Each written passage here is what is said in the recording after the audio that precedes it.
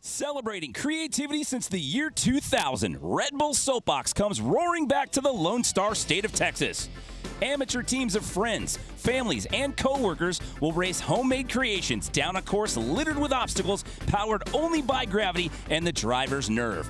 More than 100 events held all over the world have attracted hundreds of thousands of fans, all hungry for speed, tomfoolery, and the occasional crash. So strap in and join us for one wild ride. Welcome to Red Bull Soapbox Dallas.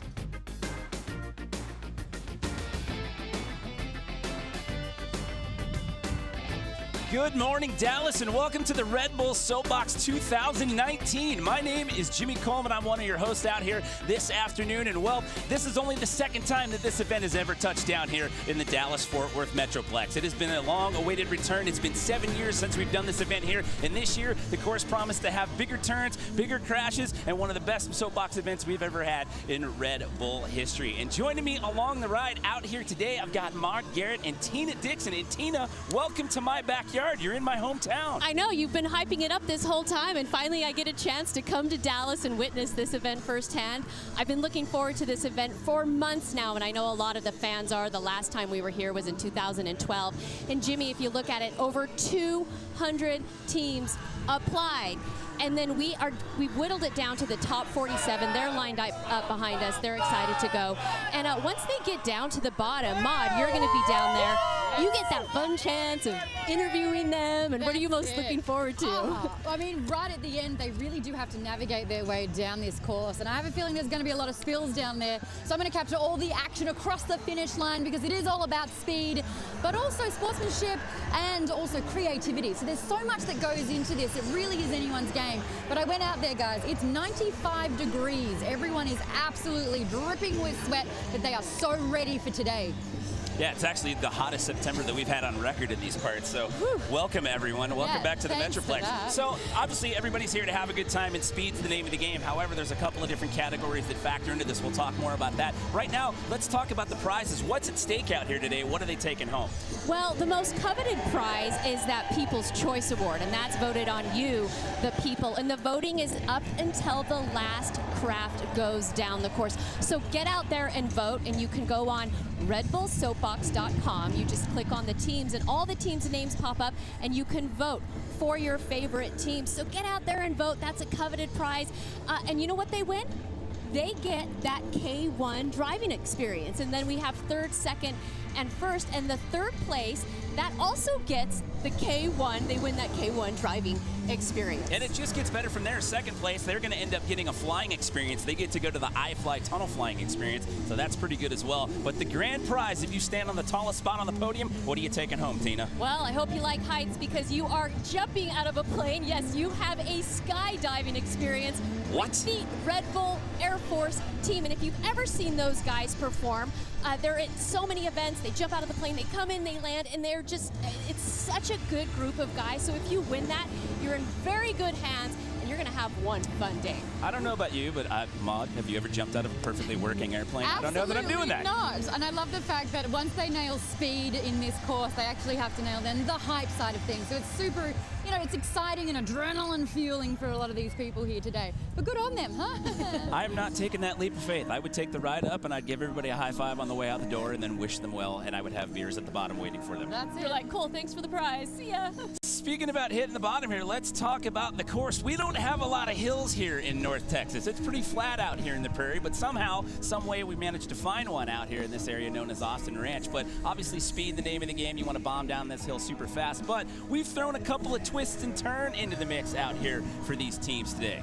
Yeah, the course is pretty straightforward. It starts out with the ramp, and I actually got a chance to walk the course with some of the drivers, and they looked at it, and you could just see in their eyes, they're like, oh yeah, I'm gonna take this prize. But it starts out with that ramp. You're gonna have speed right out of the gate, and then it goes into a series of kickers. You've got that first kicker, and it's basically a wedge. You jump off, and it's a 10-inch gap to the road, and then you go into a series of banks where strategy is gonna play a very big part. Well, let's talk about those banks a little bit because they've got a little bit, it's not transition, but it's just kind of a tapered, beveled plywood edge. So you've got a wedge takeoff to it, but it's just a flat drop off to the side. So there's a right one, then a left one, then another right one. So you can kind of steer through that if you're feeling pretty confident about your steering system on your craft, or you can just go barreling through that thing and just try to bounce off of those things and hope that your suspension is going to get you through that part of the course. Yeah, no matter what you do, you're going to go through a car wash there halfway down the course, and it's sort of a straightaway. You can gain some speed there as well. And then there's the gives you wings kicker. Well, they've also got the I-35 construction zone out there, so I'll tell you a little story. I-35 is one of our main north-south thoroughfares here in the Metroplex, and it's pretty much been under perpetual construction ever since I've lived here. That there's always been construction going on out there, so it's a little play on that right there. They're hacking a little bit at Texas DOT right there with I that think one. it's hilarious. It's a good use of Dallas local knowledge to come into this event. Take a little jab at the highway department. And then also at the bottom, you've got the BFG finish jump. Now that's another wedge style jump. But again, those get a little crazy because if you're taking that, generally we see these guys, they're picking up the most speed at the bottom of the hill and they hit those things and you're going to get a little airborne. But also the wheelbase, the height of the bottom of your craft, sometimes we see people get high-sided on those things. So it gets a little daunting down there. And also that jump coming into it, it's sort of a slight turn. So you better make sure that those tires are pointing straight at that jump. And then when they land that, they're coming across that finish line, and who's going to be down there? That'd be me. Yeah, that BFG jump really is the deal breaker or maker for a lot of these crafts. Usually when they hit that impact, if they're not aligned, if they're not smart about it, it can actually disrupt and destroy their craft. So they've got to be super, super smart about it. But of course, I will be catching all the action across that finish line there. Hopefully we've got some good drills and spills, but we'll catch it all. Well, we've talked about the teams, we've talked about the prizes and what's at stake out here today. We've just broken down the course. It's all about having a good time out here, but we do have a couple of rules. Right now, Tina Dixon, break down the rules and how it all works out here at Red Bull Soapbox. So, you're wondering how to be a winner at Red Bull Soapbox? Well, you gotta have speed, which is worth a third of your score. But there are a few design rules that you first got to abide by before sending your gravity-powered machine down the track. 1. Your soapbox must be less than 176 pounds. 2. It must be less than 6 feet wide, no more than 12 feet long, and up to 7 feet tall. And even though faster is better, slowing down on those corners is a good idea, so you must have brakes. The course has plenty of turns, so having the ability to steer your creation will come in handy too. Another third of your score comes from creativity. We want to be wowed. So think outside the box when it comes to designing and building your soapbox. And the final third of your score is for showmanship. This is where you get to be as amazing, fun, and wild as your imagination can take you, all within 30 seconds. And hey, even if the judges don't give you love, you can still be a winner. Win over the crowd and claim the People's Choice Award. Red Bull Soapbox is your chance to show us what you made and what you're made of. Now, let's go racing.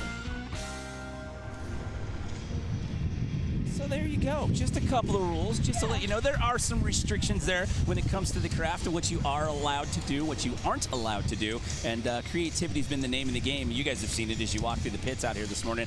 But let's talk about strategy, the criteria. What are the judges looking for out here today? Well, creativity, that's basically all the work that they did beforehand, that they put into their craft. What are they going to come up with? What did they design? What are the details of the craft? Is it funny? Is it unique? And then there's the showmanship. And basically what they'll do is they'll get up here before they hit that track and they'll do a little skit and try to entertain the fans a little bit more. And then it's all about speed. Yes, it is. You get out there, you do your skit, you get your little song and dance, you get out there, try to impress the judges, have a little bit of fun, and then the very last part of that, it's how fast you get down to the bottom of the hill. The name of the game is speed.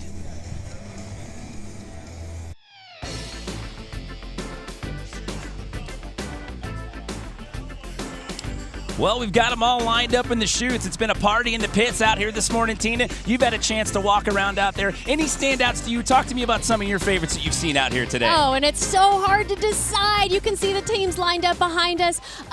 There's a team that actually won an event earlier in 2018 in Cincinnati. They're back. It's the Mosquito. It's the Skeeter Dun. Those guys, actually, they did the 2017 Soapbox in Los Angeles, and I believe they've also participated in a Flugtag as well. For those of you that don't don't know what that is, that's basically the flying version of this. Yeah. So these guys are well versed in the world of Red Bull events. They know what they're doing. We're not going to see them till later, so they'll know kind of like the strategy and how to attack this. But their mosquito, so to say, it looks really, really good. I also saw there's a flying the Trojan bunny from. That's your favorite. You've been talking about that for 2 days now. Well, how can you not? It's from the Holy Grail. I mean, they took an old movie and they're just kind of making fun of it. And you know, that's what this event is really about, is like these guys kind of went into the back of their brains and said, how can I be the most creative to impress the judges? Well, we've got 47 teams in total from all across the country that are participating out here today, and they're all going to get their shot at glory as we send them down this track out here today. But the first guys to start the party, and I don't know how they pulled this off. I heard they were originally running last, and somehow, some way, they pulled some strings. One of these guys used to actually work for Red Bull. Somehow, they've made it to the top of the charts, and they're going to start this party off. They are a team that is known as the Weekend Wallaces, and right now we're going to learn a little bit more about them. Weekend Wallaces! My name's Christopher Wallace. I am Ed Wallace. We do Wallace things with all our Weekend Wallace friends. The idea came from a typical weekend in Dallas-Fort Worth. We see a guy go to the boat ramp with his trailer, and his boat runs away with his truck and pulls it straight into the lake. So that's why we have a boat pulling a truck down the whole entire course. We want this thing to be just as fast as we can go. Did y'all set that up?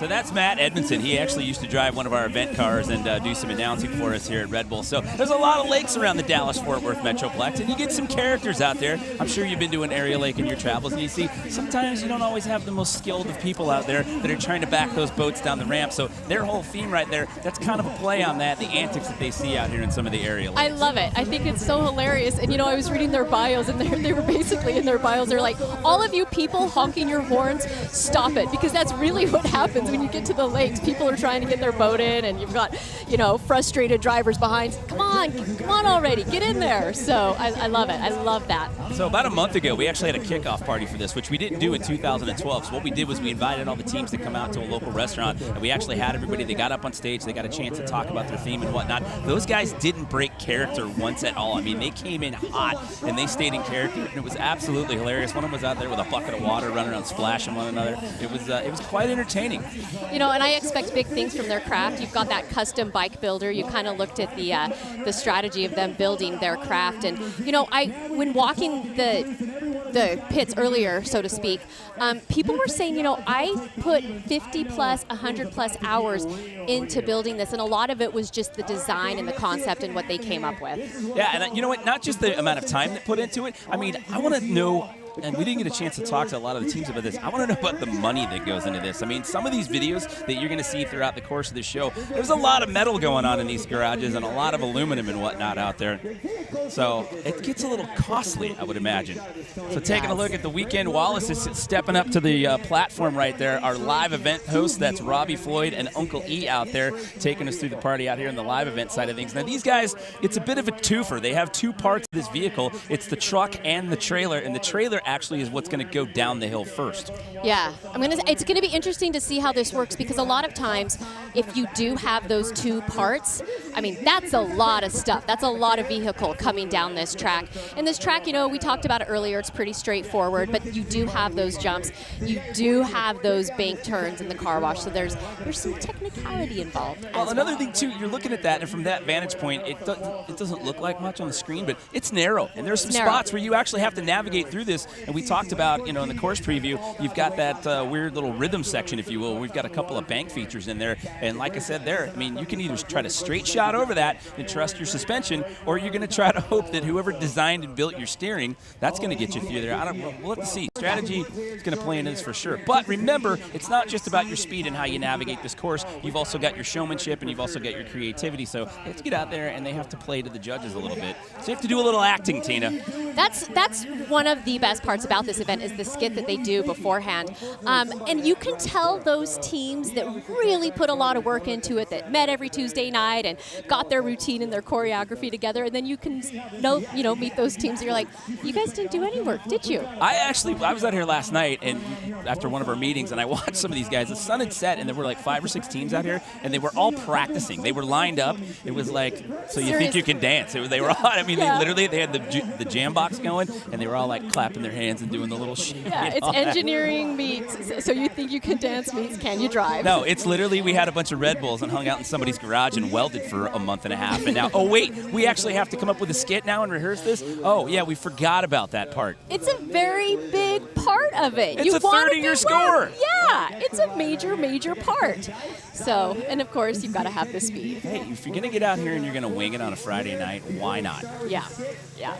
So we'll have to see here as these guys are getting set up there on the start gate. So how it works is everybody comes out, the judges or our live event host will introduce them to the crowd, and then we cut them loose, and they get about 30 seconds to go through their whole act here. We've got 5 judges over there. We'll talk about them here in just a second that are basically assessing a score. And once they watch the skit, the performance, they will actually hold up number cards and they will rate you. So you can see the antics starting right here. The trailer and the truck portion of things for the weekend Wallaces, and it wouldn't be complete without the wakeboard and the mullet guys standing there in the trying to guide the boat into the water. Come on, you guys, this is how you do it. So here you have the boat starting out first. Oh, and they send them off, and it's a slow start right here, and they're electing to go for the 2-pilot option out here, and they're over the first wedge, and the suspension holds up so far, but look out, here they go into the wedge section. Oh, this is going to be a tricky section too. Oh, they handle it relatively smooth. I don't know about those wheels as they go through the car wash portion of things. Those wheels look very, very narrow, and you will see some blowouts as we go through this event out here. Some of these wheels do not stay on the entire time. So you've got 2 drivers in this one. Some of the crafts will have 1 driver. You see 2 here.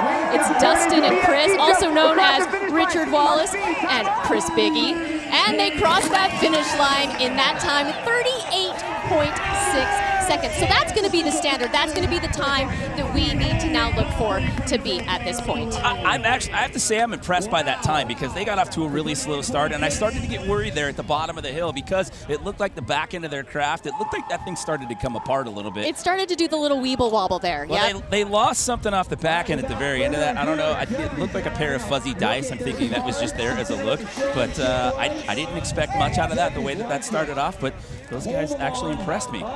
So our judges, they're getting ready to dish out some numbers here. I thought they were going to do that right before they took off. So either those guys jumped the gun and just said, we've been waiting all day, we're going for it, or the judges were just awed by their performance, Tina, and they just weren't ready for it. Is that going to be a blank score from our first judge? So the scores are between 1 and 10, and they will put up their score, and they are basically, these judges, it's 5 judges, we got 6 up there, we have 6 judges, and basically they'll look at the skit and they'll go, okay, I like that, or I don't like that, and then they'll look how smooth they go down the course, and they're like, oh, that was done relatively well. So they get to give their own opinion, basically. It's not like they're meeting a really strict criteria, so it's kind of an overall impression type thing. No, but, they either like really you, they don't. Scores. It's basically like, no, I don't like you, or yeah, I like you. Hey, we're going to send it down to Maud right now, who's with our first team, the Weekend Wallaces. Maud? Super hot happening here. You're stripping off a little bit. Are you happy with that ride, though? Absolutely. Craft worked exactly how we thought it would, so it turned out well. Now, acceleration wasn't your strong point. It was a little bit slow to take off, but you handled the corners well and you made air. Would you change anything at all? Probably not. Maybe the braking at the end a little bit better when we ran out of room at the braking section of the course, but all in all, the suspension did well. Craft was light, wheels held up.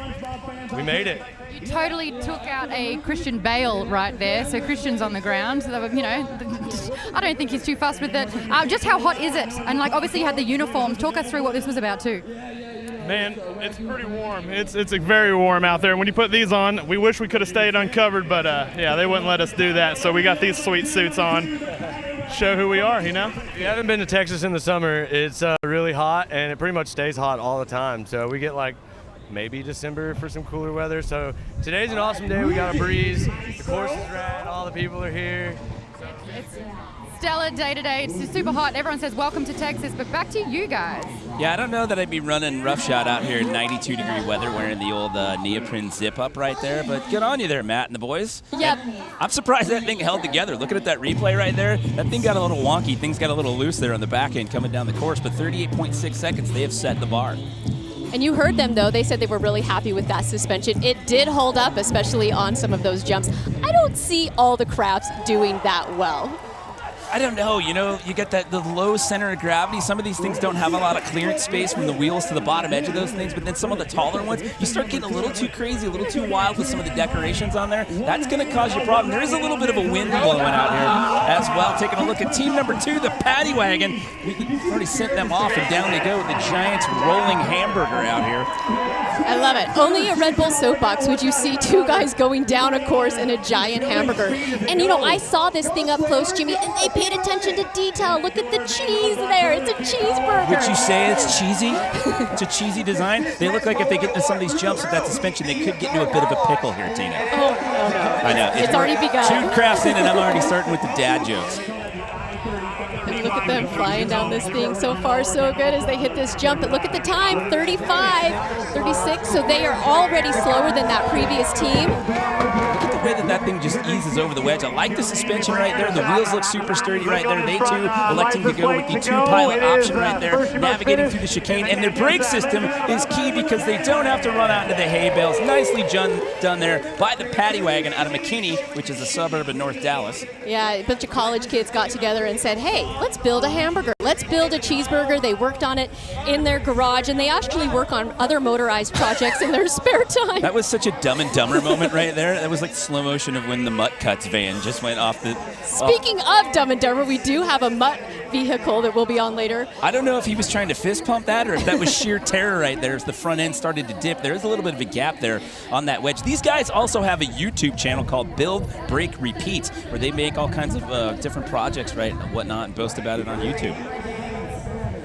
And a SpongeBob onesie ejector right there. Only at a Red Bull soapbox can you run out of onesies in the DFW Metroplex. So got a couple of 9s up there. Wow, A couple of 7s and the 8 right there. The judge is feeling the Paddy Wagon.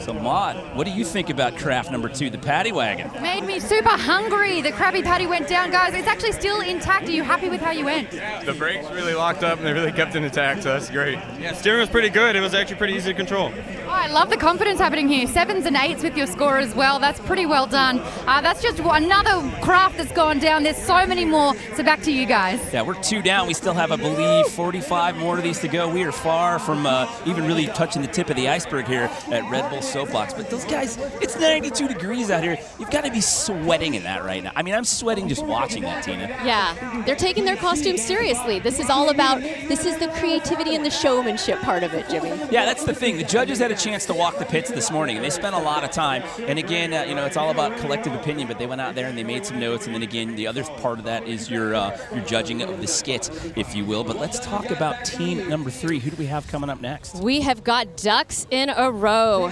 from Austin and Driftwood, Texas. Connor Ivey will be the driver. They're getting set. They all recently graduated from UT. They love dogs, hiking, Texas football. I mean, isn't that just a football thing anyway? Or a Texas thing anyway? Pretty much. I mean, football is a form of religion in the state, just in case you didn't know. They admit that they lack the mechanical skills. They said that. But we will make up for it with the creativity and the enthusiasm. So this, we'll just have to wait and see how this performs. And you know what? You see that little baby duck trailing behind? See how that performs. What would you classify that as? If you had to take a guess, yellow duct tape? Are we going with the old paper mache here and somebody busted out the craft paint? What would you say? That looks like duct tape from my vantage point right here. Maybe even painted vinyl. You think duct tape, really? I don't know. Either way, I love the design. It quacks me up, Tina. I know. You see? 2 and 3 that's in. 4. All right. Is that 4 or is no that one's 3? keeping tabs. No one's keeping tabs on me except maybe down there in the TV truck. Let's take a look at this skit. You can see it in the left-hand corner of your screen. We got a couple ducks up there, men dressed up like ducks. Oh, look, they're waddling. Waddling in robes, and what appears to be yellow flippers on some of that. So, a little bit of some choreography. And you've never really had a party until you've seen a grown man in a duck outfit do the worm. Nope. And this is just the beginning, Jimmy. This is the third team. Again, 47 teams will be racing down this track. But right now you are looking at team number 3, Ducks in a Row. I'm just going to go ahead and say it right now. 2 things I see design-wise. Number 1, that is a sight issue for sure right there. And I see that duck head is just bobbling all over the place. And then the baby duck is just getting loose on the backside, and he's already lost a wheel. Oh, the wheels have come off.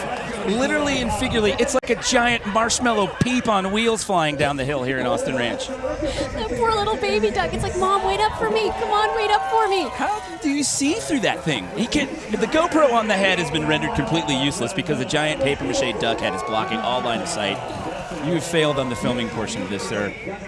And we're already down to 35 seconds, so they're not going to be breaking any time records. Oh. Look at the handlebars. Look at how hard he's cranking that thing to the right just to keep that thing straight. He's got to set up for this bottom jump. He is white-knuckling it right now. And that was one-handed it, claiming it. Look at those bars. Come on. 51.9 seconds for Ducks in a Row. And I'll tell you what, Connor Ivey, who's the driver, seems pretty excited about that one. But I have to say, that poor little baby duck. They didn't even bother to take the reflector off of the bike handlebars that they put on there. And I'm wondering, they still have the brake levers on there. Do you think they just went out to the store and just bought like a stock mountain bike?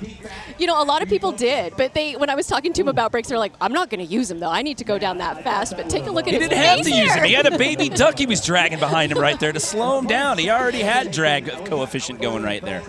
Oh, man, and the head. I didn't notice it. They've got googly eyes. Okay, Yeah. I take my statement back about the duck head right there. Googly eyes trumps everything else. I love it. You guys are now my favorite Ducks in a Row. So, it's in the hand. Oh, some low scores. The judges not feeling. Who gave that a 4? Was that Pudge Rodriguez down there?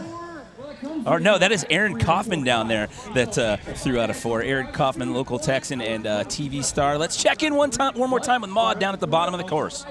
Look, apparently it does take a little bit of time to get your ducks in a row. It wasn't the fastest race that we had. There was a 4 in the score. How are you feeling about that? Oh, man, I mean, that kind of hurts, but at the end of the day, we were just here to have a good time with friends and build something that was fun. Man, it was awesome hanging out and dressing up in a duck suit and doing the worm for some kids. Fantastic, thank you. I love that kind of attitude. That's what Soapbox is all about. You can't keep this duck down. Back to you guys. See, don't make fun of me. She's making puns too. I call foul play, Tina. You're gonna get ruined by the 2 of us out here today. Oh my goodness. 3 All down day. and a whole heck of a lot more All of these day. things to go. Aaron Kaufman, by the way, TV personality from Discovery Channel, shows Shifting Gears, and Aaron needs a job. He's the founder of Arclight Fabrication, and he obviously was not feeling that. He fabricates a lot of craft, so he was not liking the craft right there, so he doled out a 4 on that one. Who's team number 4? Take us through our next one, Tina. It is the Rocket Riders. They're from North Richland Hills, Texas. That's over by Fort Worth. That's over that way about half an hour. You know, you're the local. You're gonna know it. Local knowledge. I'm depending on you. But they were inspired by the movie Doctor Strangelove. Do you know that movie? Are you old enough to remember that? I know. You know, I have vague memories. I think I read about it on the Wikipedia.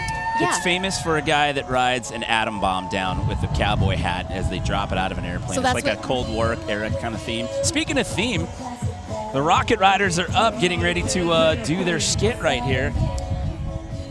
They're going for the bomb thing. It's very Texas patriotic right there with the flag colors on there. I don't know, not much of a skit. It's basically them just strapping the driver in. You've got a couple scientists there. Their goal is to make a cowboy ride a rocket, the fastest down this course. So definitely taking a play on the scene that I was just describing to you from the movie, where this gent straps himself to the top of an atom bomb. They drop him out of a B-52, and he gives everybody a wave off and does the old whip with the hat. Oh, that and thing, already have a problem. right? Back to the designing board. Come on, right out of the ramp and into the hay bales, and now it looks like their steering mechanism just gone completely awry. Would you say they bombed that, Tina? Listen, I bet you Maud's laughing right now. That was good. I'm going to give you that one. It's just going to get worse as the heat starts to cook my brain out here. All right, so they've righted the problem here. So I like the tenacity here. They're saying, despite all that, we're still going to try to finish this thing. I don't know. We'll see if the steering holds up. What do those wheels look like? Where do you think they pulled those off from? You know, is that from the Red Wagon? I'm going to guess that over the last month and a half here in the Metroplex, that Tractor Supply stores and hardware stores are missing. There's a shortage on wheels. Everyone I talk talked to him. I was like, where did you get your wheels? Tractor Shortage Supplies. on wheels, Coroplast, two-sided tape, Velcro, and onesies. A lot of onesies out there. Oh, yeah.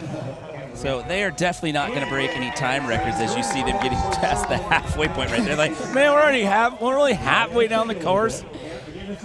But they went after it. They kept going. It's a tough break, and I don't know if the steering's going to hold up. They've just completely lost all speed, and now they're being hazed by the fans who are just throwing water on them as they. That could be a bonus, though. That could cool you off. Let's call it a misting. All right, Ken, this thing's creeping along. Will he need to get out and push? We're going to have to get the ops guys to jump the hay bales and push these fellas down the course right here. Yeah.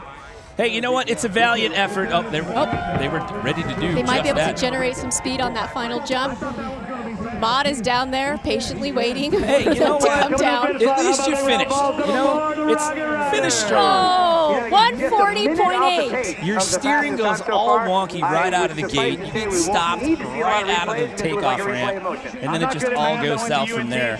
But they managed to get out and take a bow for the fans here in Austin Ranch. Let's see where this all went wrong. Trying to get the cowboy hat on, the helmet, and then realized, nope, that's going to cover up the GoPro. Oh, and then right into the hay bale. I don't know what happened. They barely clipped that hay bale, but that shouldn't have been enough to make the steering go awry like that. So maybe a bolt came out or something? You know, and the thing is, okay, so the 3 and the 2, that definitely, 2 3s, a 2. Mod, you're down there. You were patiently waiting. What do you think? Look, I mean, if you are going to be a bomb, there's every chance that you're going to blow it, and that's what happened. The good news is, though, it's completely intact. So that's something that, you know, I'm seeing a lot of already. These vehicles aren't getting destroyed on the way down, but what a shame that it just absolutely stopped at one stage, and you're right, it would have been faster to get out and push. But this is the luck of the draw sometimes. Some people are going to absolutely own it. Other people are just going to have a bit of a boom happening. Yeah, they were hoping to come out here and really explode onto the scene, Tina, and then it just fizzled out. Oh, it just doesn't stop. It just doesn't stop. So that was team number 4. I need another Red Bull. 47 teams today. The next one is getting set, and you know what? I've been looking forward to these guys because I've seen them perform at NBA games. Well, not just any NBA games. Our local and beloved Dallas Mavericks. The Dallas Mavs Maniacs. And they know how to dance. These guys have some pretty cool choreography. Again, going back to that kickoff party that we had back in August. These guys actually came out and made quite the grand entrance. Everybody else was just, you know, a lot of like artist renderings and whatnot, just kind of having some fun with it. These guys came in and made quite the appearance, not only on their way in, but also on the way out. They couldn't stay for the entire party because they had other obligations in the Metroplex, but these guys definitely know how to put on a show, and you're about to get a snippet of it right here as they are set to kick off their choreography. Oh, look at the moves, Tina! Oh. So, I mean, this is what we're talking about when it comes to showmanship. They definitely have it. I mean, those are some grown men that got some moves and some grooves right there, Tina Dixon. And the jackets are coming off. Oh, yeah. Oh, somebody has spent some time with the scissors and the T-shirts in the garage last night. I'm not going to lie. I watched these guys on YouTube last night dancing.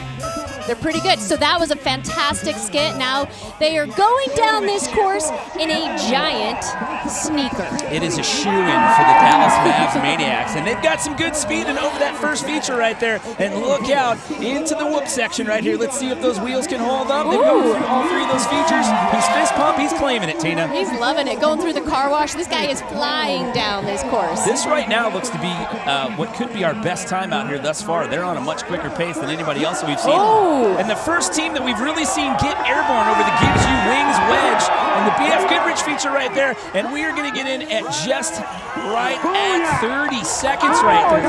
31, 32. I thought the finish line was right there, but it kept on rolling. I think once you cross under the arcs, that's where it stops right there officially. However, that is the best time that we've seen out here today, Tina. I'm going to say that's going to be our new leader because they had this skit. They had, look at that giant sneaker. I mean, they paid attention to detail on that too.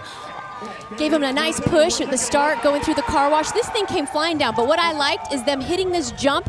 They went airborne. And take a look at those scores, 10s all around. 10s all across the board. Maud, your thoughts? Wowee, he absolutely flew over that. That's the fastest time. I tell you what, if you are a shoe, you run real hot here. He's absolutely thrilled with that ride as well. So this is the one to beat. He snuck up to the winner just then.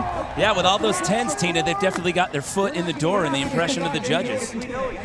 The hip-hop dance troupe of beefy men who entertain Mavs fans during home games. That's what it says on the card. I wasn't going going to go there on the beefy part, but there we go. It's on the card. That's how they describe themselves. They are beefy men that perform. Not afraid to show it, obviously, as you saw by the choice of T-shirt that they were wearing there. Nope, and it's always like that. That's how they dress at those games. They actually had that custom fabricated down in Austin. Little trivia right there. They got a guy down there, a local artist who has a fabrication shop down there. He makes a lot of trophies and whatnot for different events that we do. So that thing made the trip up from the greater Austin area. Well, we now have a new leader, and that set the tone. And possibly in time. Remember, there's 3 facets to this. Yes. Remember that as we go through this But out so here. far, looking very good. Who's next? Next up, we have got Oscar and the Wieners. Can I be frank about this?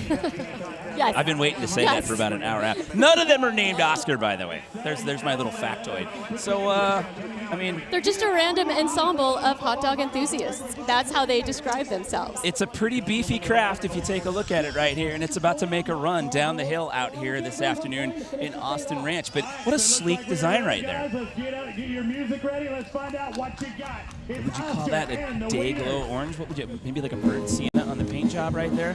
Wondering what their theme is going to be here as they get ready to impress the judges with their tomfoolery out here. Calling it a hot dog hat, trying to get the crowd rallied up into this one here. And making a play to the judges right there, the lead front man. Not much going on in the skit right there. No, they needed like some ketchup or some relish or mustard. They needed some condiments to, liven that thing up. What?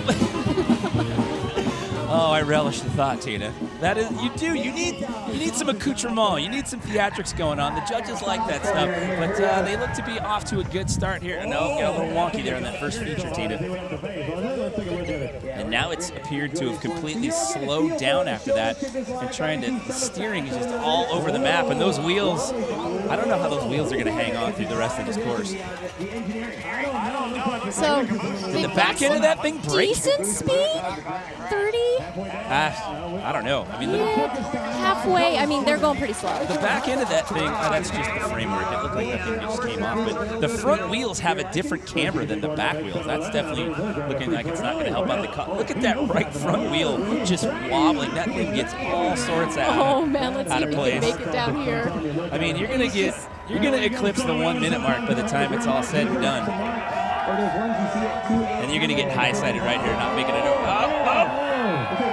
I think I can. He is doing his best, waving to the crowd. Come on, crowd, give him some support. Doing the parade wave there. It looks like And he may have to get out and push. Get out and give it the skate push. Give it the old one-leg tap. As you're working towards a minute 26. You know what? It's like he's on the Macy's parade right now. He's just, hi everybody, give him the wave. He's enjoying this. And here comes the operations guys. They're like, and once you hit 90 seconds, we've officially had enough, and we're going to push you out of the way. A random ensemble of hot dog enthusiasts is how these gents describe themselves. So I'm curious to see where the judges put this. The skit was it looked like they were kind of like doing a play off of like a street hot dog vendor right there. But again, the judges like to see different moving parts and the flashy costumes, but they want to see a little bit of choreography. And I'm just basing this off of what I've witnessed and what's worked in the past with other soapbox and flute tog events. But here we go, moment of truth, as the cards get ready to go up. I think they're even wondering what to do with this. Oh, Pudge Rodriguez is harsh with a number 2 right there. Maud, how do you feel about the Oscar and the Wieners? Well, this wiener was a little bit slow at the end. You almost had to get out and push there for a second. Oh, for sure. We definitely lost the back tail, and, it happens. You know what? Yeah, you can't be great at everything, right? But Oscar and the Wieners, you came, you showed up, you did your thing. Well done. Thank you so much. You too, because you got a couple of those. Well, they may not be at the top as far as time, but we're all wieners here out here at Red Bull Soapbox, Tina. Pudge Rodriguez, by the way. You. I know. Hall of Famer Pudge Rodriguez. He is a former Texas Rangers legend, also played with the Detroit Tigers as well. American League MVP, 14-time All-Star, and he also has 13 Golden Glove wins over his career. So great to see him out here. Pudge actually judged our flute tog out here in 2013 as well, so glad to have him out here in the mix. Yeah, well, we got our next team lining up. It's team number 7, the Adventure Moto Mystery Machine. Jimmy, I'm going to say that you watched Scooby-Doo. Ruh-roh. Yes, I did. The Mystery Machine, and I'm loving the detail to the craft right there. Just going for the standard box frame there, and they have a 2-seater. But look at the skit right here. You got Scooby, you got Shaggy and the crew out there. They're dancing. They're having some fun. And I'm assuming one of those guys is dressed up as Velma, and then you also have Daphne out there. Look at you. You watched that Oh, I cartoon loved as well. Scooby-Doo.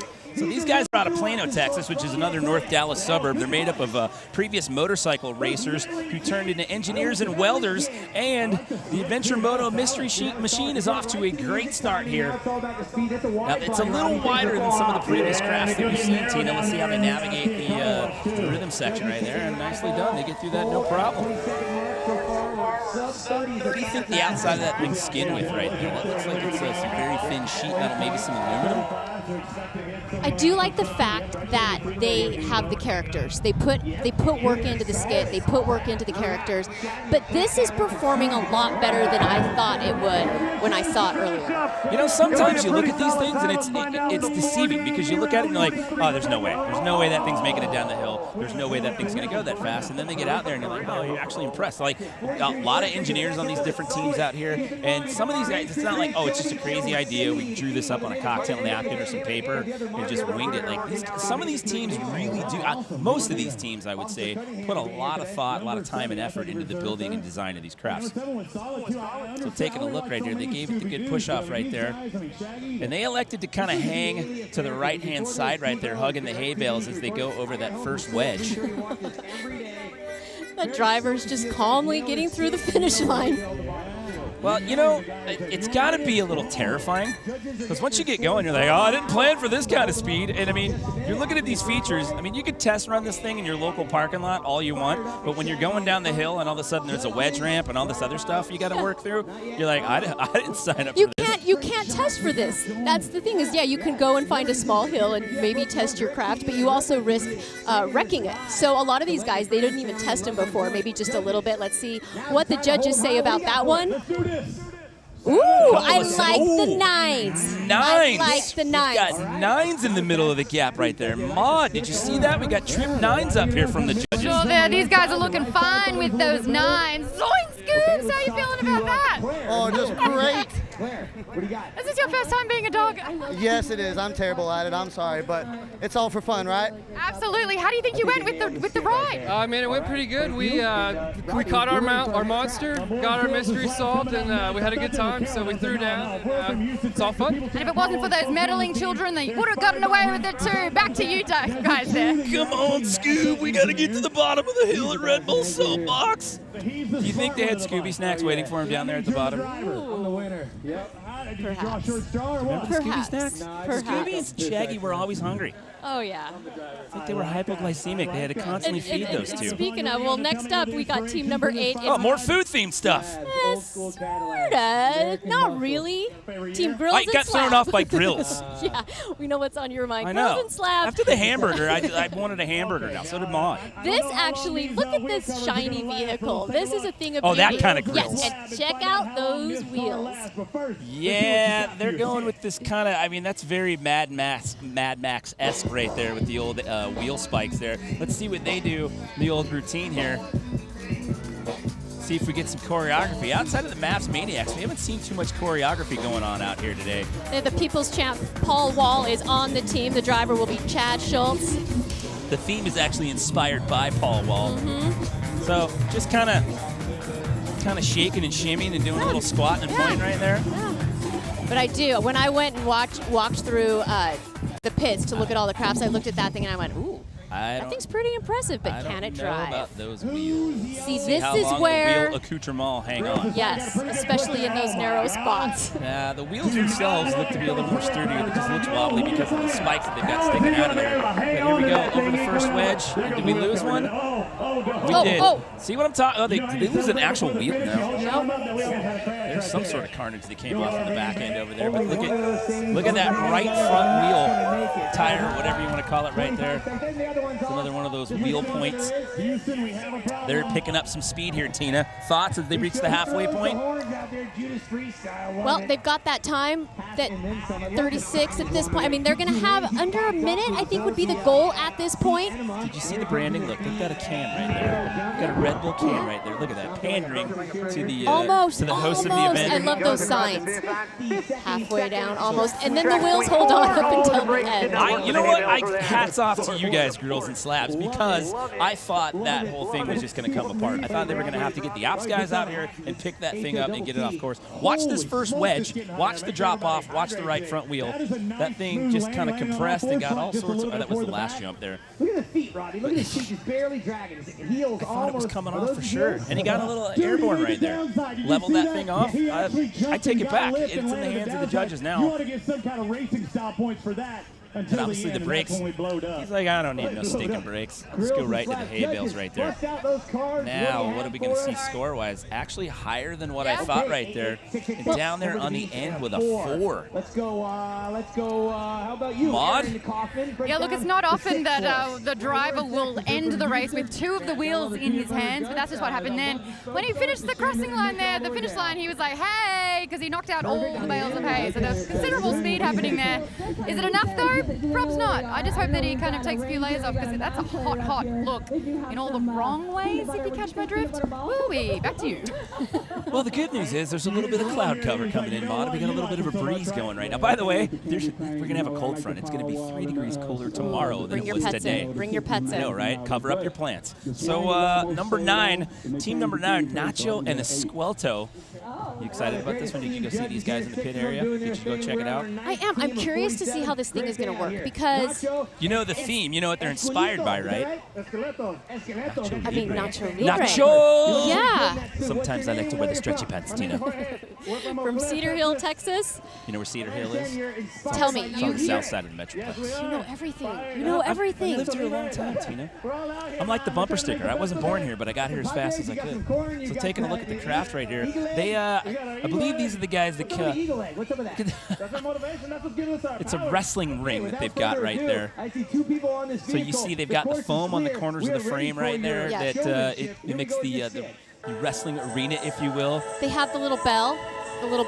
They're big fans of the luchadors. Let's see what they do skit-wise here. They've gone all out with the costumes. What's he cracking open right there? Oh, he's going to slam a Red Bull. The first time somebody's done that. Again, pandering to the branding, people. It'll get you brownie points with the judges sometimes. So inspired by the movie Nacho Libre. Oh, we got a couple Team of number 9. Couple of wrestling monks out there. They've got the elotes, the street corn on a stick. Now I'm hungry again. First it was a hamburger, now I want some elotes. Someone get this guy some food. I don't know about the open-end apparatus here. I don't know that I want to be that guy in the wrestling onesie in the front. This is going to be interesting. With your buddy steering in the back, going for the 3-wheel apparatus, and just like that, oh, it's a yard sale. And the first major crash that we have. 2 men down. Nacho Slappe. Yeah, he took one right there. That's what I was saying. You're in the front of this thing, and you've got nothing to hold on to. And the front of that thing looks, watch this. The front of this thing's way too heavy. Yeah. He tries to turn it around, and watch.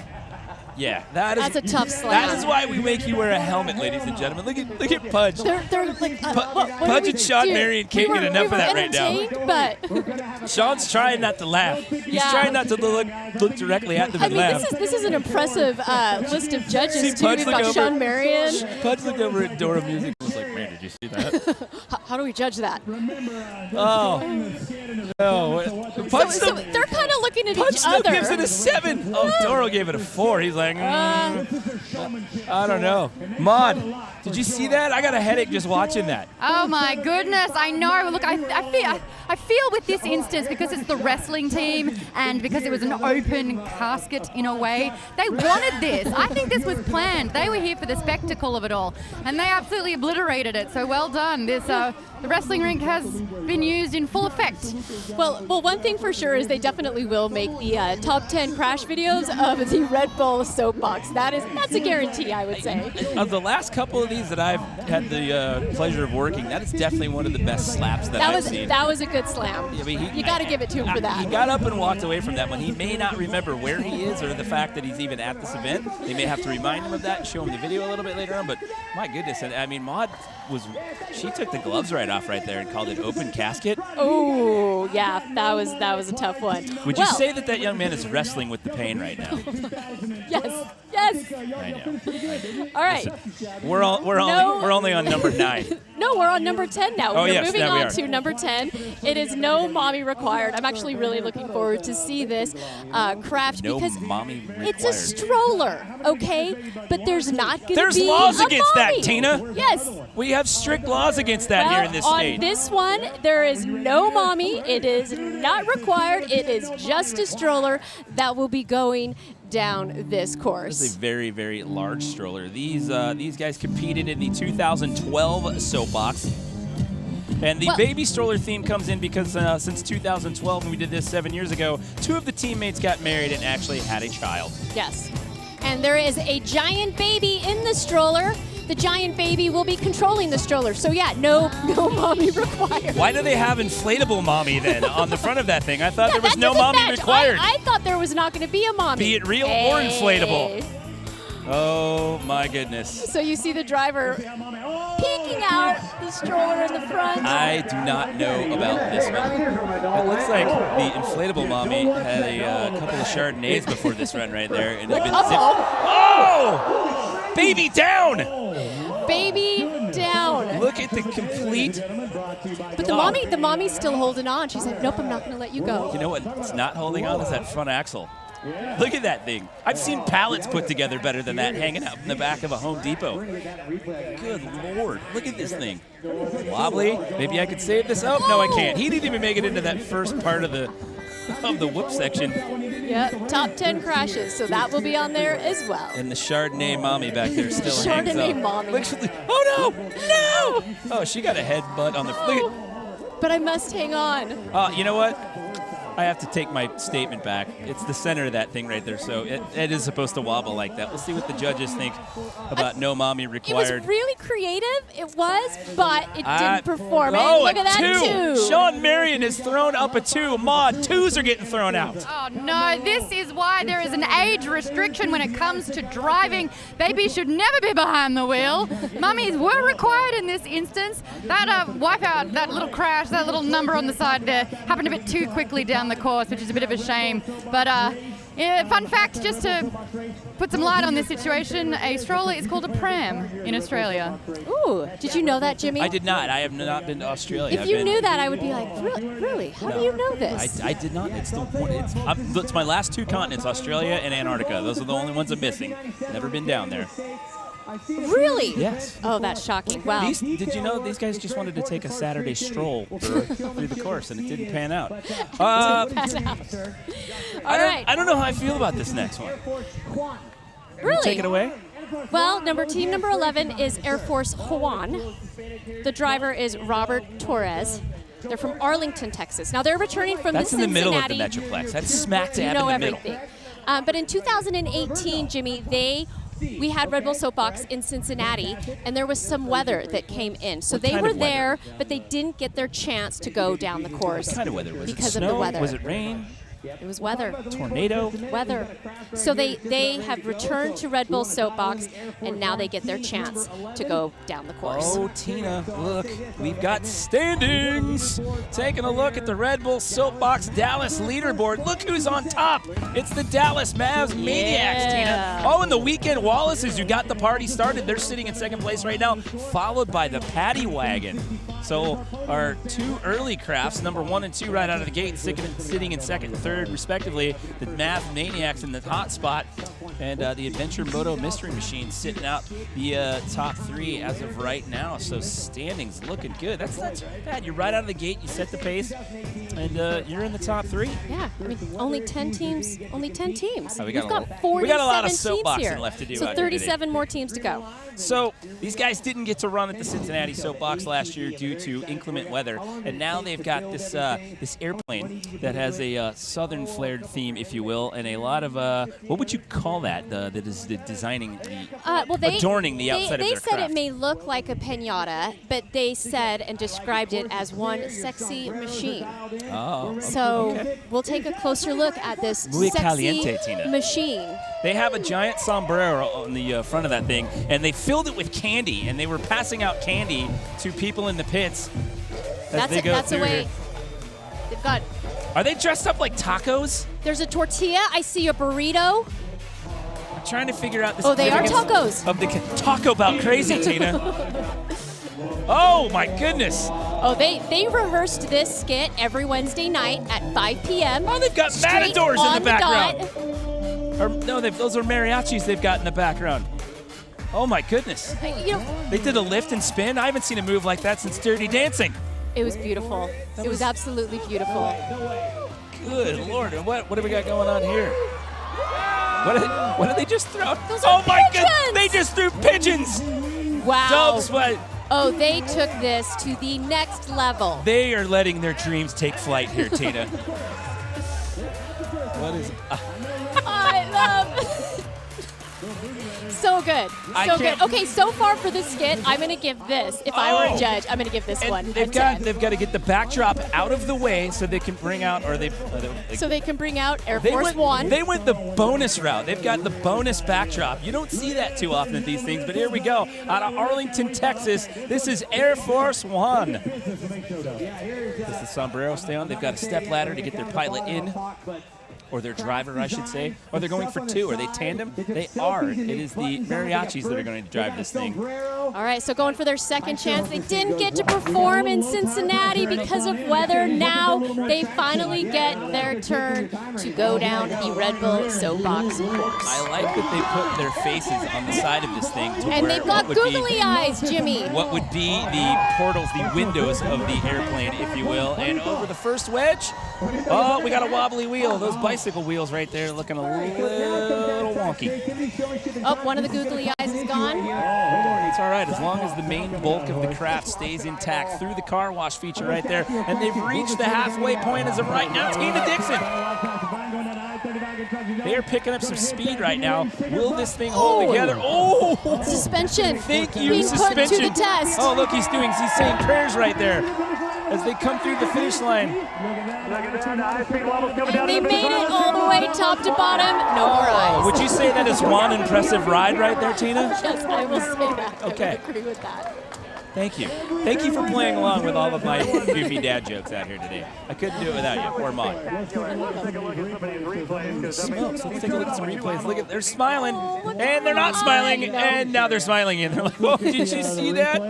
Did you see what? The back end of that thing, the front end touches down, and the back end's still wobbling all over the place. Air Force One did not look like the instructional integrity was going to make the grade, but I had to eat my words there. And I just now noticed the giant mustache on the front of that thing. Very impressed by that. There was really good attention to detail on that. Didn't notice the sign that says almost. Almost. Oh, you're almost there. Keep fighting. What is Doro Music going to put? Oh, a 9!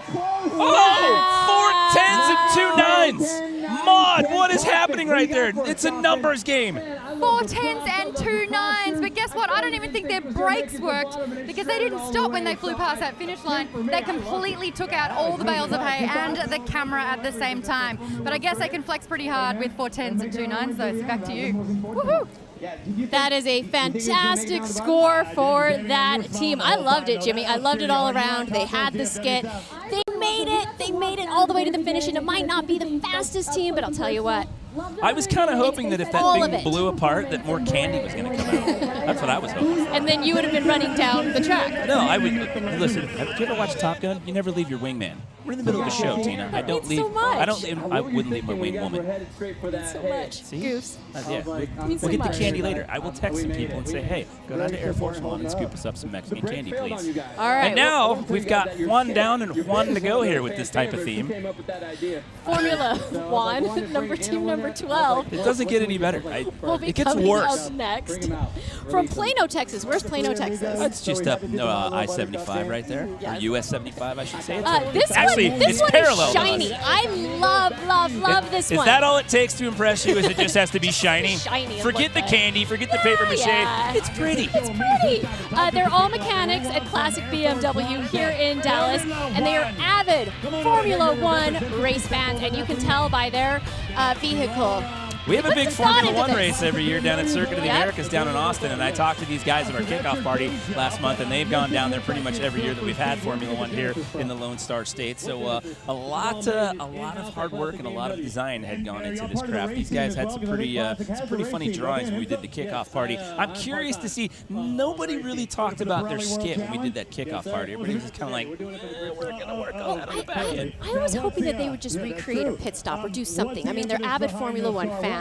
They work at BMW. Like, you've got to do something along that theme, correct? So I would think so too. I mean, common sense would dictate that's where you would go with that. But they've all got the ponchos going on there. I do have to give them a gold star on the way that craft looks there. It's definitely looking the look. It's so shiny. Look away, Tina. Don't be distracted. Take a look at the shocks. Did you see the suspension on this vehicle? This It dude's is some working serious, a car dealership serious for crying out loud. business. If you work at a car dealership and you can't get the suspension on these things right, then you shouldn't be here. Yeah. Unless you work in sales. So let's see what they do for the skit here. Not a lot of moving around in the skit portion of things today. Oh, it is. maybe They are gonna- recreating a pit stop, sort of. You have spoken and they have heard Yes. you, Tina. There we go. Team number 12, They've Formula got- One. They've got the impact gun out there, and they are mimicking the pit stop at a Formula One race. Oh, and they're even doing a little branding for the job space there. Classic BMW, gives you wings, they say. And you know what? You're right. That is pretty shiny. It's shiny. I almost need sunglasses to look at that. You even like it. I know. It's just caught my attention. Now, will this thing live up to the speed factor right here? And I don't know. Off to a bit of a slow start right there over the first wedge. It's smooth. It's racing nice and smooth. We'll have to see how the judges rate this one. We got 4 10s and 2 9s in the last go-around. That is the highest tally that we've seen out of any of these teams out here thus far. And again, as we get to the halfway point, now the speed it's picking up. See if they can handle these last couple of features here. They're at half plus some. Half plus some? Half plus some. I wasn't told there'd be math today. Picking up speed over that BF Goodrich feature right there and to the finish line. So I'm going to have to eat my words again. That actually ended up being a pretty good time. 39.9 seconds right there for Formula One out of Plano, Texas. Oh, look at the foil on the back of that thing. And again, that looks like one of the more comfier seats that we've seen out of these vehicles out here today. Look at the replays right here. The wheels looking pretty sturdy right there, Tina. No problems on the features. You didn't see them white knuckling that one. Every now and then you'll see them clenching their teeth and looking like, oh God, am I going to make it through this thing? Formula One, team number 12. Let's take a look and see Judges, what the it's judges all think in of your Formula hands. One. Look at the giant set of Longhorn steers. Longhorn steers. 9s, 2 8s, and a 7. 3 9s, 2 8s, and a 7. Maud, what do you think about Formula One? I'll tell you what, this is the sweetest ride I've ever seen. This is so good, but you've got a pretty good score there. How do you feel you went? Oh man, we came here with all the hard work that my team did, so I feel pretty great about the car. Well, it's still in one piece, which is really cool. I think you should just have fun with that and make a new little hobby. That's so cool. And well done on the high scores. Back to you guys. Yeah, that thing's definitely, as far as appearance factor Mom goes. was even impressed by that. It was shiny. Listen, I didn't make fun of you.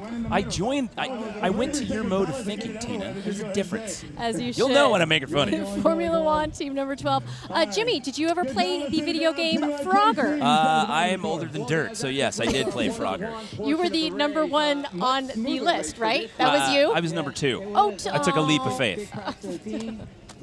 Crossing the river, crossing the busy road. Was it a river or was it a pond? It was a river. It was a pond. Yeah. All right, so taking a look at their graphics here, they actually, when you're looking at it, okay, it looks like a wooden frame, and then it looks like someone was trying to put sprinklers in the front yard. So there's a lot of PVC in that thing.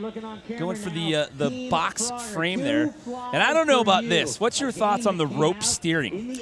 I don't have a lot of faith in the rope steering, but I do like their concept. I like the creativity. So all's fine and dandy. And there's a frog. It's all fine and dandy when you're frogs. in a flat parking lot. But the rope steering, in all of my years of doing these events, the rope steering has never worked out well for anybody that I've ever seen before. However, you have 2 grown men in frog jumpers right there. Where do you get those? You don't know? No. Oh, Jimmy. Tell me. It's a secret. But I have to say, what did you say? This was the hottest, one of the hottest days. Hottest September on the record September. for the So Metroplex. these guys have been in these costumes, what, since 8 in the morning? Pretty much. There was a team walkthrough at 8 o'clock this morning local time, and everybody pretty much showed up in costume. Yeah. Everybody was rearing to go early They are this morning. dedicated frogs, that's for sure. Now I'm interested to see what happens with the skit right here. I don't know. As one would expect, a lot of hopping around. Oh, frog down. Frog down. Frog down. This one's going to try to cross the road. Is he going to get mowed over here? And he makes it. Gets through the other side, and no! My friend! My friend has not made it. That's a very aggressive frog right there. He is. He's Oh like, no! I'm taking over. He's a carjacking frog, apparently. I don't remember this part of the game. Well, now he's going to drive, so this is where the rubber meets the toad, Tina. I don't. What? What? What is going on? Oh, I thought for a minute there, it's like, please tell me you do not have square wheels on that thing. It's like, no, you do not. That is the happiest frog I've ever seen. And they get to run lucky number 13. Team number 13, Frogger. Just from right here, Plano, Texas. Just now noticing the signs that say not enough, that you're only a quarter of the way down the course right there. Two flying for you. You're going to steal that license plate afterwards, aren't you? You know what? I got room on the wall in the garage. Yeah. I do have some Carnage pieces I from got Soapbox people- Pass. I can go and ask them to keep that for you. Well, it looks like this thing's getting a little squampus. Look at the speed. Look, he's got speed wobbles. He's bouncing. That looks like it's just some Coroplast frame right there coming off. 43, 44 seconds and some change right there. And no hands, Mom, into the hay bale right there. Team Frogger, team number 13, taking the leap of faith right there. It's breaking down digital technology. Two flies for you. He was just having the time of his life as he was rolling down the hill out here in Austin Ranch, just all smiles. Well, he's probably like, can I take my frog costume off now? I don't. You don't ever see anybody running seatbelts in these things, and he looked like he might have got ejected there possibly. But keep in mind, that's actually not his vehicle. He did carjack that craft in their skit. Oh, 7s, a 6, and a 5 mod. Somebody didn't like that. There was a 5 that got thrown up. You are the happiest frog I've ever seen, but you managed to get a 5 in there with some 6s and 7s. How are you feeling with that? I'm feeling pretty good. I actually feel like I'm the second happiest frog, that being Kermit, who got Miss Piggy. Oh, I see what you do. You planned this. Look, Yeah, Frogger please is an old school arcade game, and you went old school with your cart. We did. We tried pixelating it. We tried. We actually didn't use much technology. We just had brakes with rubbers on it at the bottom. Look, with foot. We were a little bit scared there, but you actually did pretty well with that one. I mean, we're all really happy for you. You didn't die. Not a squash frog here. Squash frogs. No frog legs. Yay! Happiest guy I've ever met. Back to you guys. There is no shame in doing the Fred Flintstone and putting your feet down to try to stop. No. I'm just going to throw that out there. You might No. have to go get a new pair of kicks after this. I was really hoping I would see a Flintstone craft, but there isn't one here today. But You know what? next, You're right. There Yeah. isn't. I know. I think that's a first for me. I know, but the next one looks amazing. Talk about some creativity. Team number 14, Go Go Gurney. And did you see this craft up close, Jimmy? I Did you missed this see one. It? I ran through the pits a couple of times because it was so A crowded. man in a body cast laying in a hospital bed. I kind of figured with the word gurney thrown in there, it's a little morbid. And the IV bag, do you know what the IV bag is? A can of Red Bull. Well, it gives you wings. So if you're in traction and you're trying to get back up and heal up and out, oh my God, look at that thing right there. Look at Got the one head. leg up right No, there. It's hilarious. So these guys, they all work in the emergency room at Parkland Hospital, which is just on the north side of downtown Dallas. But they're from Crum, Texas, which is pretty. That's quite a commute because that's pretty far up. That's even more far north than we are right now. Oh, this looks good. Look, everyone's signing his cast. They actually created that full body cast using tools that they would in the actual emergency room, by the way. That's pretty impressive there. So this is something, don't forget the People's Choice Award. You guys Have that you are voted? watching, you can still vote. Can we vote? We can. I mean, I don't know when you're going to have time to do it because we're busy talking about all this stuff. But yeah, if you like a craft, if you see something or one of your favorite crafts are coming up, you can still vote. Voting is open up until the very last craft drops. We are at team number 14. This is Go Go Gurney. This is some emergency room choreography going on right here. Hey, but this is the kind of antics you can expect if you ever find yourself close to downtown and you need to go to the ER. You're going to get some twerking if you need to go get some stitches. Maybe a cast. Oh, and a back handspring. Oh. Got to be careful of those back handsprings. They might end up in the ER with that right there. The How The goal Okay. is to be the fastest patient transportation system. The Go Gurney. Are these guys just going to chase them all the way down the hill? I guess they've each had an IV Red Bull bag. This is hilarious. So navigating the rhythm section there, if you will, no problem. Got to watch out there. It's a little high-sided. By standing on the back of that, does that violate the 7-foot high rule, would you think? No, that's fine. I'm just making sure. I don't have a tape measure on me right now. And the hospital bed has held up as he's claiming it as they move down towards the BF Goodrich feature, getting a little bit of air and moving towards the finish line. Well, the good news is, too, Jimmy, he's in a full body cast, so if anything did happen, he's protected. Well, hopefully your HMO is not watching the show if you're out there. But he is no worse for the wear. He is all good. But if somebody were to get hurt on the team, you're all good because you're surrounded by a group of learned doctors.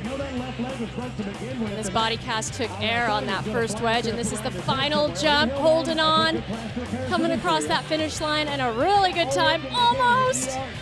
So some antics up on stage. The guys from the ER had the crowd in stitches. Let's see what they do with the judges here, Tina. Oh, tens! 4 10s and 2 9s. We've done it again. Maud, that's the second time we've seen that score come up today. Was that 4 10s and 2 9s you guys got? How do you feel about that? Good. Great. You just ran that whole way? Yes. Much further than. You guys have had the hard job. You've got the easy job here. You just sat there, right? I'm not even sitting. I'm laying in a cast. I had no control. I was terrified. That was actually such a vulnerable thing to watch because it looks like you can't move at all and that you're just out of control and that you can't steer. But what's really going on under here? I'm in a cast. Why don't you people understand? These people took me. They put me in a cast. They pushed me down a hill. I have a feeling we have a blink twice if you need to be rescued situation happening here, but you've done really, really well, guys. Such a high score. Well done. Overall creativity's been great. How do you get out of there? They cut me out in like a week. I'm still not healed. Oh my God, I think he's an actor, guys. He's committed to the craft. Both literally in his acting and this bad boy there. Super well done. It sounds like you're the team to beat. There's a couple of really other fast people there, but this in itself, good luck with it. Back to you guys. What a cast of characters, Tina. I hope he heals up quickly. He sounds like he might need a little help. It looks like another week he's got in that body cast. Sounds like he might he's be going on. to get a win. He said they took him.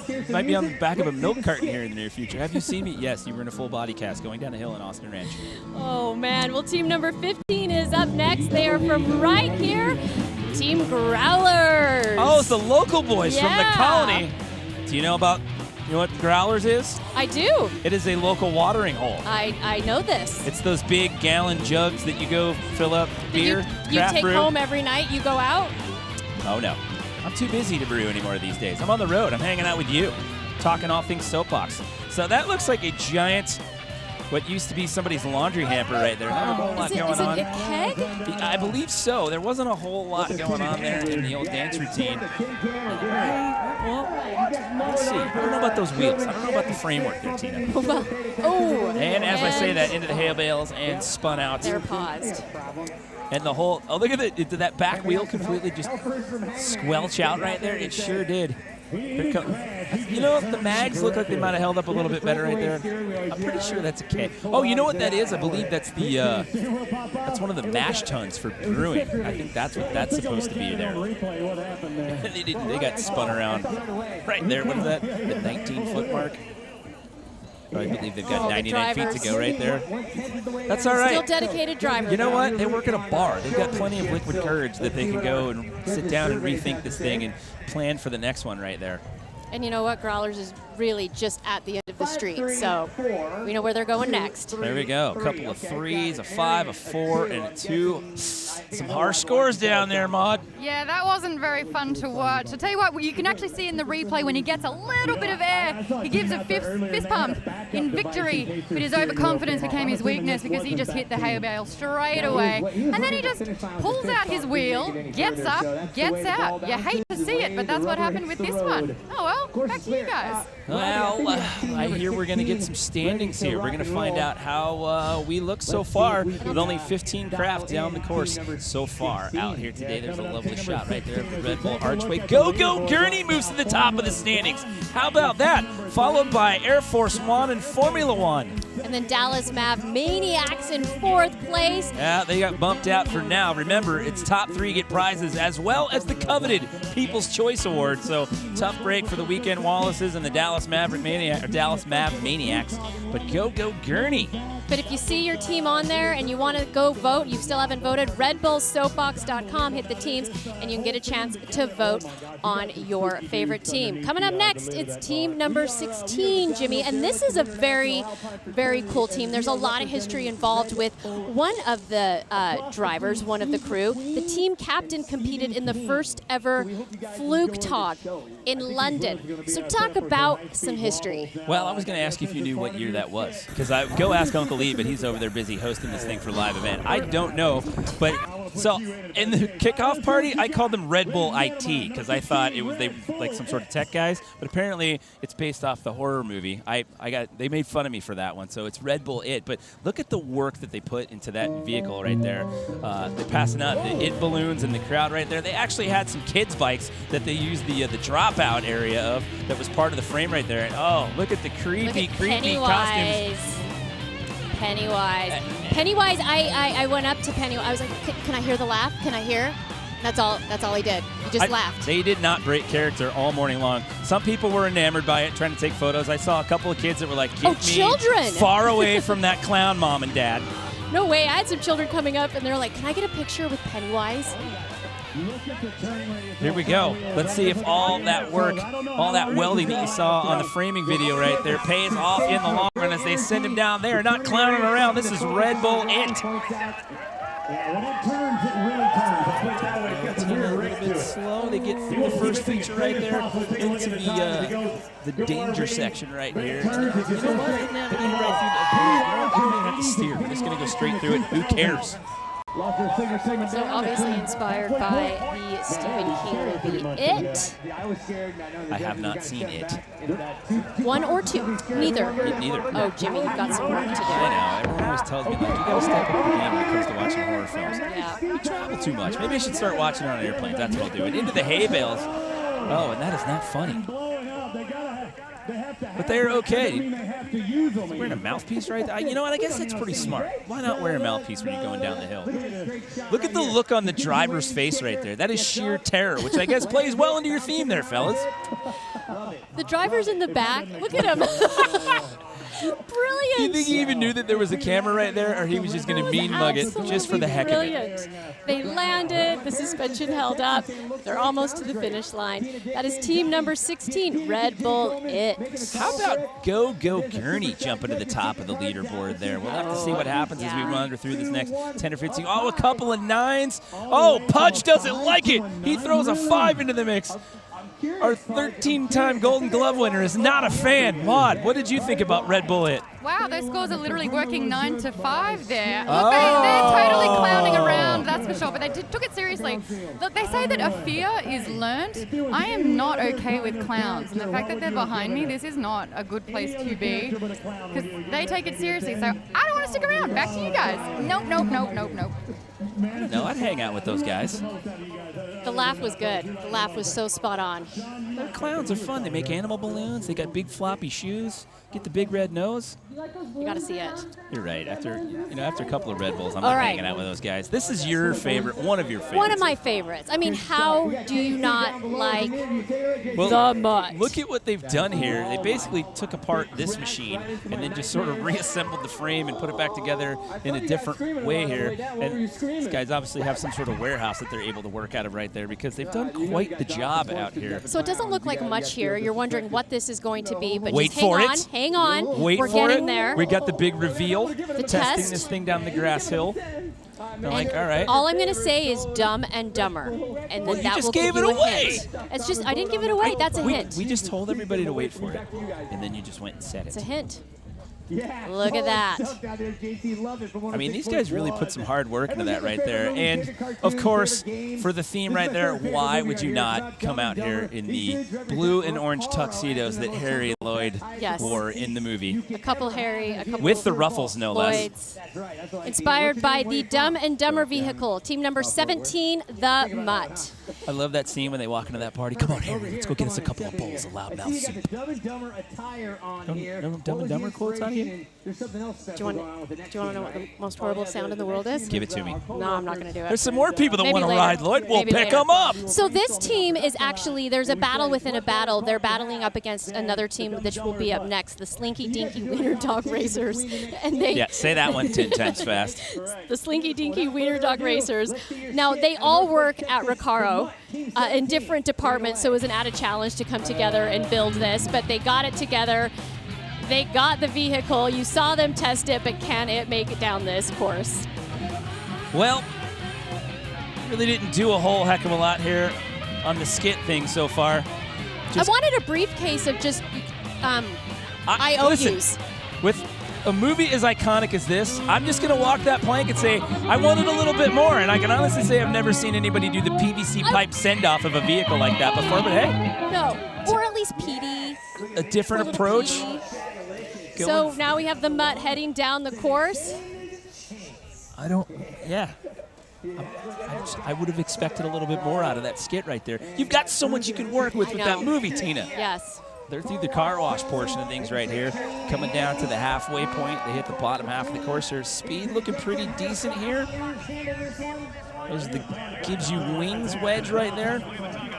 It'll be interesting to see what the judges think about this one. I know everybody loves that movie, but I'm just calling it. It's you kind of go out on a limb when you. It's a risk going with a movie like this. Does you really have to live up to But what you've got so many options with it, like know. with this and with Vacation or Christmas Vacation. We've seen a lot of themes in the past. You've got so many different snippets of scenes that you can work with. Top Gun. I mean, I don't know. I think the judge is going to be harsh on this one. That's just my 2 cents. Well, they did make it down in one piece, all the ears together. Team number 17, the Mutt. It's a dog-eared turn battle, down there. the battle within the battle. Dog leg left. I don't know. You were not impressed. I could already tell you were not impressed with this one. I don't mean to sound harsh, but when you see the those scores are actually higher than what I thought. They're middle of the road. There's a 5 in there. Maud, how'd you feel about that whole Yeah, experience? some pretty average scores, buddy. Hate to tell you. How do you think you went there? Not too bad. It was kind of fun.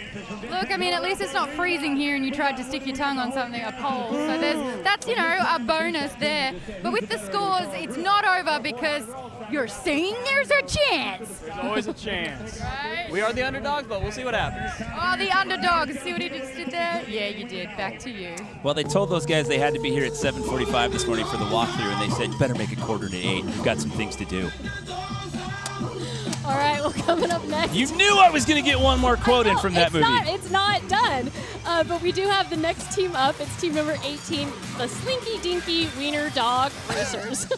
There's a whole lot going on here. And I love you, the Slinky Dinky Wiener Dog. Entertaining Didn't you? costumes. One of those toys that you dragged along?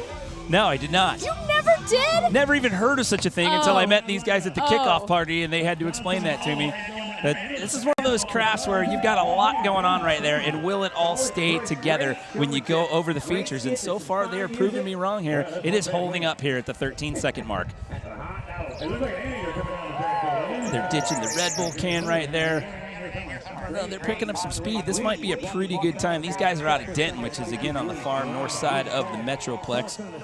And again, these guys are also battling against, they all work at Recaro. They're battling against that former team that we just saw, the Mutt. So we'll see who comes out on top between even those two teams. They got a couple of good hops right there over those features, and they got some air, and the suspension really, really held up. Some of the biggest bounces that we've seen out of any of these craft out here. No, see, I wasn't making a joke right there. They literally, it came off flat and landed flat, and they went right. I mean, watch this in slow-mo.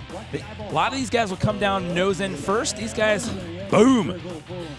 And the poor... Look at the eyes, the googly eyes on this one as well, Jimmy. The googly eyes are like, get me out of here. I keep bouncing my snout off the street. What'd you do to me? I just want to go back to the child's playroom. Good gravy. That is the saddest looking wiener dog face I've ever seen. Like, they don't feed me. They keep me chained up in the yard. He's dragging his nose across the course. That was a pretty good time.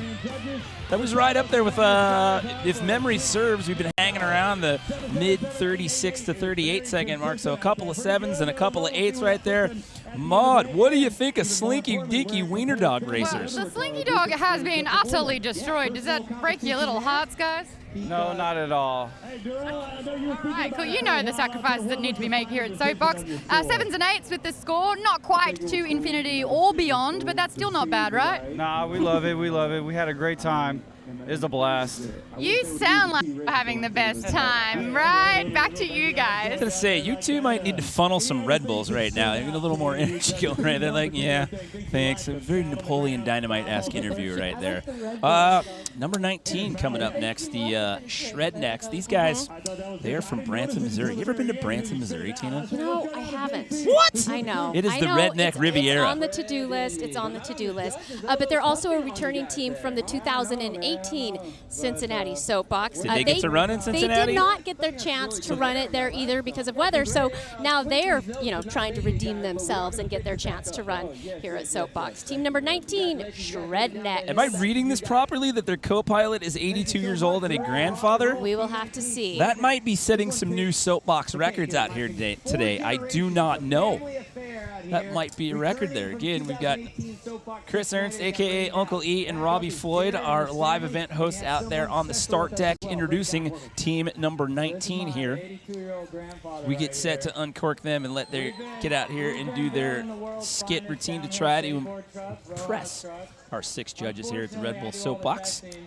They admitted that they have hillbilly engineering for their design. Course. You're in the heart of the Ozark Mountains down there in Branson. It's in the southwest corner of the state, just a little bit south of Springfield, if you've ever been to the Show Me State. They shred dirt bikes, quads, longboards, and now finally getting their chance to shred down this track here in Dallas. I bet you those guys are some avid fishermen as well. Oh, going for the longboard theme right there? These are your people, Jimmy. Are they longboarding or are they street luging? What's going on here? There's many different facets to skateboarding, Tina. Many different facets to skateboarding. Is that?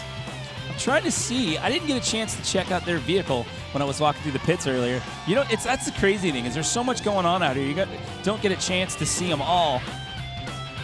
And the co-pilot, they said an 82-year-old grandfather. I love this tweed jacket thing that he's got going on right there. It's got to be probably 3,000 degrees inside that thing right now as he climbs into the back of the vehicle. There he is, 82 years young, ladies and gentlemen, co-piloting out here for team number 19, the Shrednecks. What is going on here? Some sort of mosquito net? What are we doing here, Tina? So they're luging. It's downhill speed skating is what it looks like, as you see by the, so that's what's going on. That's why you see the longboard right there and the part of the craft where they've got the mannequin standing up. So it is downhill speed skating is what they're going for on the theme here. And you see the adornment on the outside of the wheels there mimicking urethane skateboard wheels. So with the skater theme, they should have no problem navigating through these features out here this Saturday afternoon. As you mentioned, Tina, returning from the 2018 Cincinnati Soapbox, where you guys had some inclement weather. This team, I should say, did not get to participate. They're holding up so far. So it's interesting to see when some of these teams decide that they're going to run a 2-man operation. Some of these craft end up being pretty light, so you need that extra ballast, that weight, to build your momentum going down the hill. But then for some of them, it ends up just slowing you down because the combined weight of the craft plus having 2 adult bodies in there, you're really walking a fine line right there. There's a big balance point involved in that. And it was a decent time, 46.7. It wasn't, the fastest. It wasn't the slowest. So this is going to be a middle of the road. And I feel like at this point, because we've seen like Go-Go Gurney and so many other good teams, like the rest of the teams, they got their work cut out for them. Well, that's the thing. You got to come out hot with a good number to impress those judges. And then when you've got the good speed as well, there's 3 different facets to this. You remember, you've got your creativity. Judges pre-walked the pits earlier in the day. They looked at everything and they assess the score to it. That's already been tallied. But then your skid, and then, of course, your speed. But you really want to come out hot. And Go Gurney, man, they had it all working for them. I mean, they came out with a fun skid. It was high energy. They had the judges engaged. But look at this. Pudge Rodriguez is thrown up a 10, ladies and gentlemen. Those are a lot higher than I thought they would be. Hey, Maud, Sean Marion. 9s and 10s. I've got Roger here who calls himself Roger the Old Codger. I believe you are the oldest driver we've had in the Soapbox history. Well done. How'd you feel you went? Let's say that again. Oh, this is the best ever. How do you feel you went? Oh, I think it was great. I think we did good. I absolutely agree with you. Really sturdy. I tell you what, we're all a bit nervous back here, just hoping that something doesn't go wrong, but it was absolutely great. Is this your construction? Are you happy with how it went? He's the brains behind it all. We're a team. We've been working together for 8 years building skate trucks. We knew we could take it. We built it, and we had a good time. You were so confident and calm throughout this whole thing. What was it like hitting that speed in the craft there? Oh, that's kind of slow. Kind of slow. Oh, I'm sorry. We're all a little bit slow here for Roger. He's got the need for speed here. Well done with the high scores there. Back to you guys. Would you say that they skated through that performance right there with those high scores, Tina? I would agree with you on that one. I love it that he's like, that was just too slow. I wanted to go faster. I'm glad that you're on board with my puns out here this afternoon. It took a little bit for you to warm up to it, but now you've embraced it. I've always loved him. All right, team number 20, it's ice cream. Alrighty. So these guys are ice cream enthusiasts, for lack of a better term. Their theme is an ice cream truck because, hey, they like to chill with something cold in their hand at all times, whether it's ice cream or ice-cold, refreshing adult beverage. Red Bull Energy. These guys are from Katy, Texas. Do you know where Katy is? Tell me, Jimmy. That is a suburb of Houston. So that's from the southern part of the state, down there in the Gulf Coast. I'll tell you what, I could use one of those ice creams right now. As I say, you got a bomb pop over there or something? They got maybe drumsticks. Some Dippin' Dots. I like the multicolor wigs, and here we go. Will the ice cream truck hold up, or will these guys have to chill out on their dreams of standing on the Soapbox podium out here today, Tina? So far, so good. Delivering ice cream to the neighborhoods. Hey, you know what? Part of me wondered if they were actually going to be tossing out ice cream as they went down the hill. That's what I would have done. I would have gone out, I would have got a bunch of fudgesicles or some bomb pops or something, been tossing those things out. Started off a little slow. This is definitely not going to be best in the time factor right here. But, again, the judges can throw you a curveball. If you walk out of here with some high scores, this could work out in your favor. But how many times do you see a cooler racing down the hills of Dallas, Texas? It just depends. Sometimes you get a runaway ice cream truck out here. We have some weird things going on our freeways here in the Metroplex. If you ever get bored and you're looking for some entertainment, just come on, get online and watch our local traffic blogs. It's pretty entertaining. So we'll see what happens with the ice cream boys from South Texas right here. I love the wigs. I love the multicolored wigs right there. It looks like they got in front of that. I don't think that's actual aluminum right there. It looks like they've just got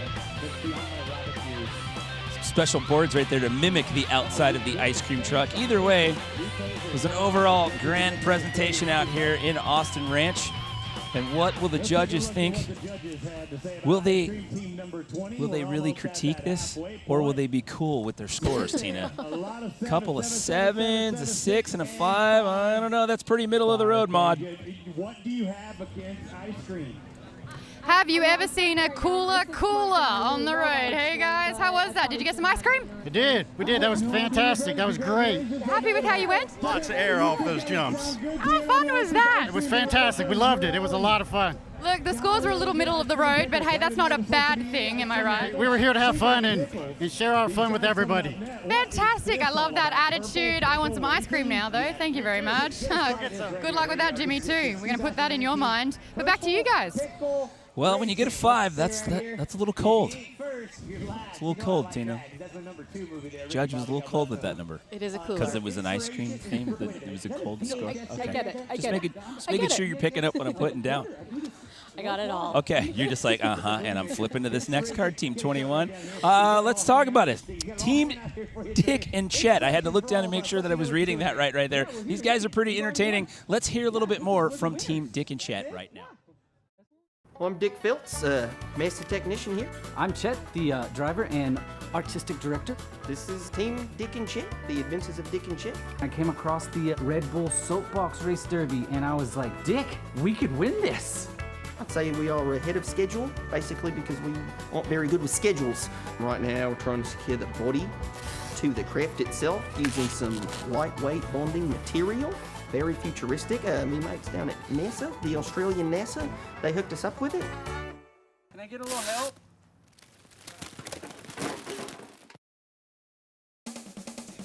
Now you can tell that these guys are true craftsmen because they cut through cardboard with a Sawzall right there. Did you see that, Tina? I noticed that.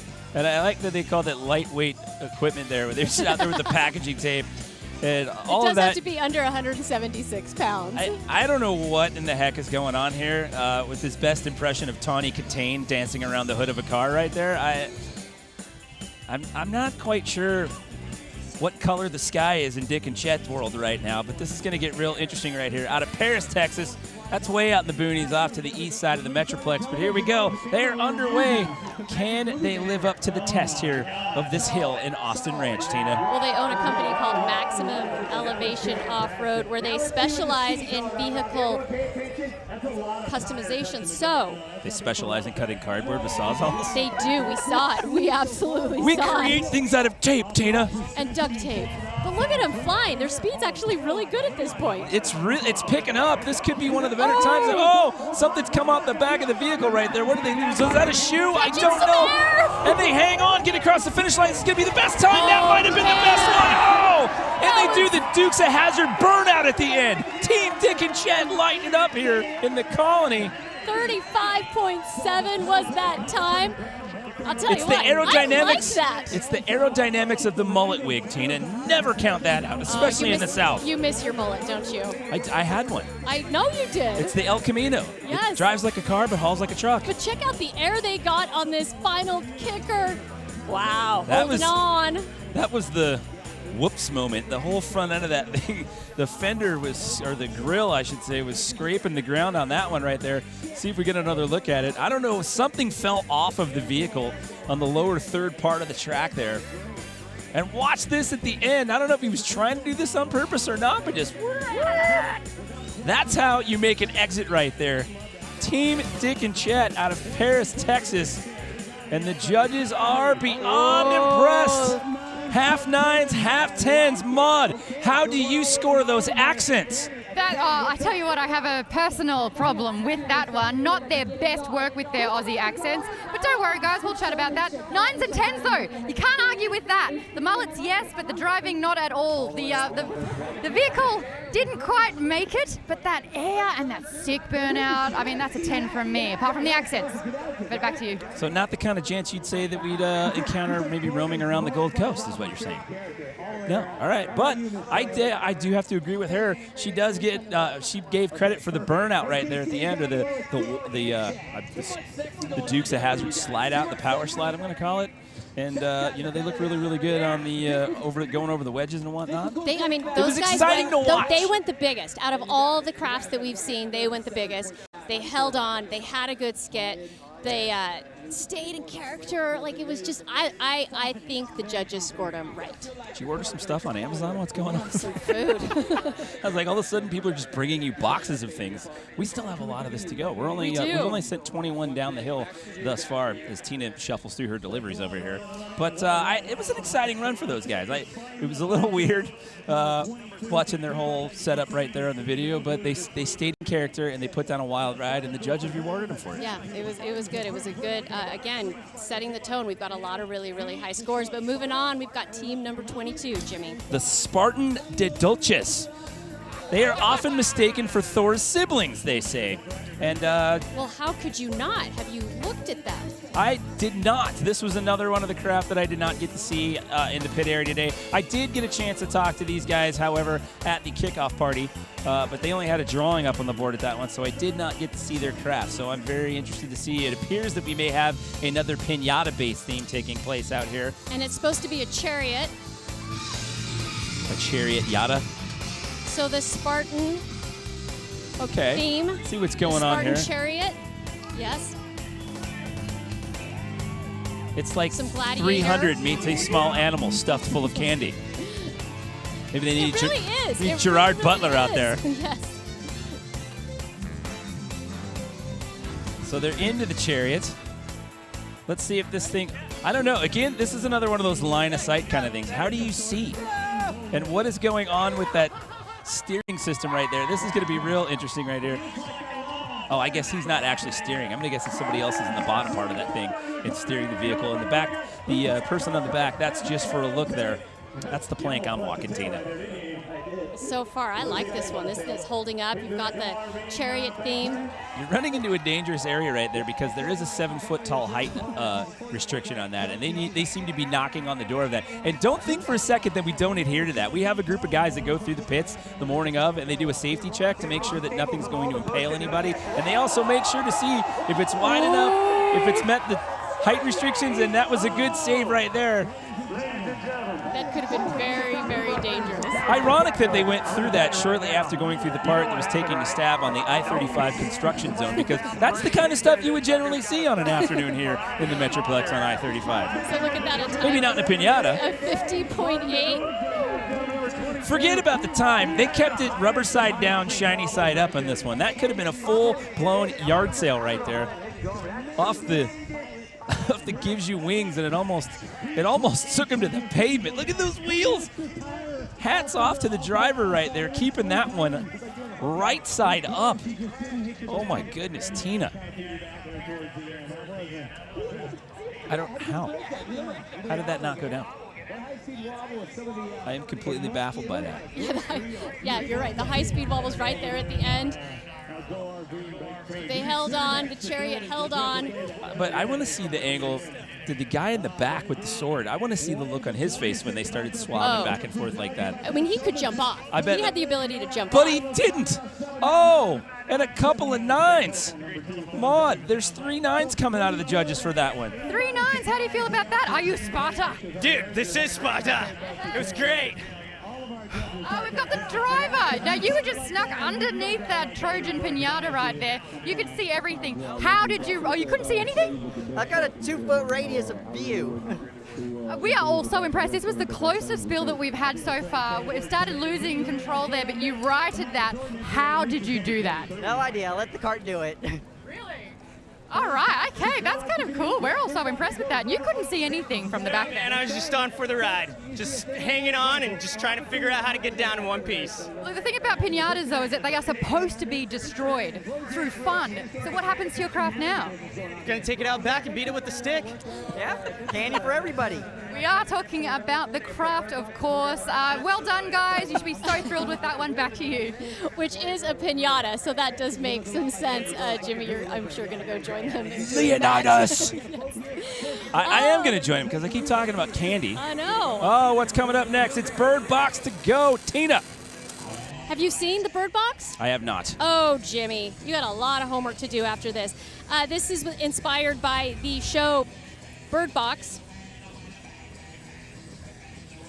What's going on there? Were they weighing that thing? What was happening there? There was all kinds of some inside look at the construction of the craft there inside somebody's garage as we see the crew dancing around here.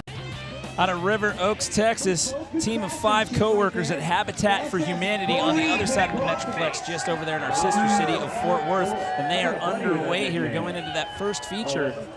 It wasn't boat face. I guess it was so close. In the boat. Christopher Hernandez, right? That's the name? Yeah. As they set sail. It's not off to a good start speed-wise right here. Got a little wobbly, picking up a little momentum here as they go through the car wash portion of things. 2 people in that boat? Or no, just 1. They went with the single pilot right there. Is that a rubber chicken on the front of that thing? I'm going to have to give it, if I was holding up a number card, I'd give it 10 alone just on the rubber chicken. It's a timeless piece, Tina. It transcends all levels of comedy. That is a rubber chicken right there. And there you go, bailing out over the hay bales right there out of River Oaks, Texas. All employees of Habitat for Humanity in Fort Worth. It's Bird Box to go. Well, that was kind of a double tap right there. The front wheels come down and then kind of bounce back up as the back part of the chassis ends up hitting the pavement. You don't like the rubber chicken. Either that or you're just staring at it in pure disgust right now. Well, I was trying to see if boy and girl from the movie are in the boat, so I'm trying to see that detail. See, I've not seen it, so Yeah. you've already. So I'm looking for the finer details of this because that does make a difference in the judging. Thank you for balancing me out on my lack of knowledge on the movie. Oh, 7s all across the board. I don't think that's happened out here yet today, Maud. Straight 7s. We haven't had that one yet. What do you think about having 7s across the board there? I mean, 7's usually a number, but I don't think it's going to be good enough to win. Yeah, but do you feel like a winner, though? Oh, yeah. I mean, we got out here and we gave the crowd a show, and that's what it's all about. Your exit off the craft was spectacular as well, but I've got to ask, with the boat, what's the duck all about? The what? The duck! Oh, the duck, that was just fun. It's a family event. The kids came and we told them to squeeze it, and they loved it. I love that one. 7's all around, and we're just loving it. We're here for a good time and a long time. Back to you. I'm telling you, there's nothing funnier than a rubber chicken, Tina and Maud. Well, and I like what they did. They had the boat. They took parts from that movie and brought it into their craft. And, that's kind of what this is all about when you talk about creativity and the inspiration. We've seen a couple of other movies, Dumb and Dumber and some, other ones. A couple other movies themes couple other movie themes. I have not seen. That you have not seen it. Oh, Jimmy, we got a lot of homework to do. Yeah, a lot of people. I've never seen a single Harry Potter movie either. Can you believe that? Not a one. Well, moving on. Number 24, it is Arthritis Express. Now, these guys put a lot of work into this one, and as far as I'm concerned, walking through those pits, this one has a lot of visual appeal to it. And this going back earlier, what I was saying about wanting to know how much money these guys put in this, there is a whole heck of a lot of aluminum in that man's garage right there. I wonder what they spent on the materials for this alone.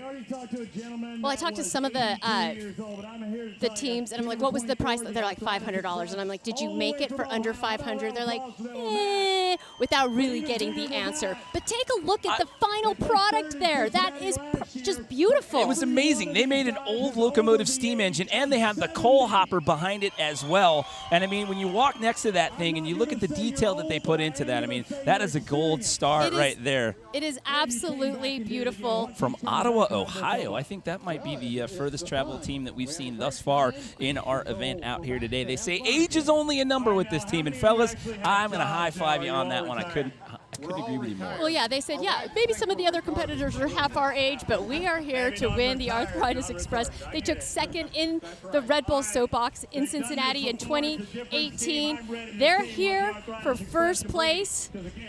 So what you're saying is they were the first loser in Cincinnati. Jimmy.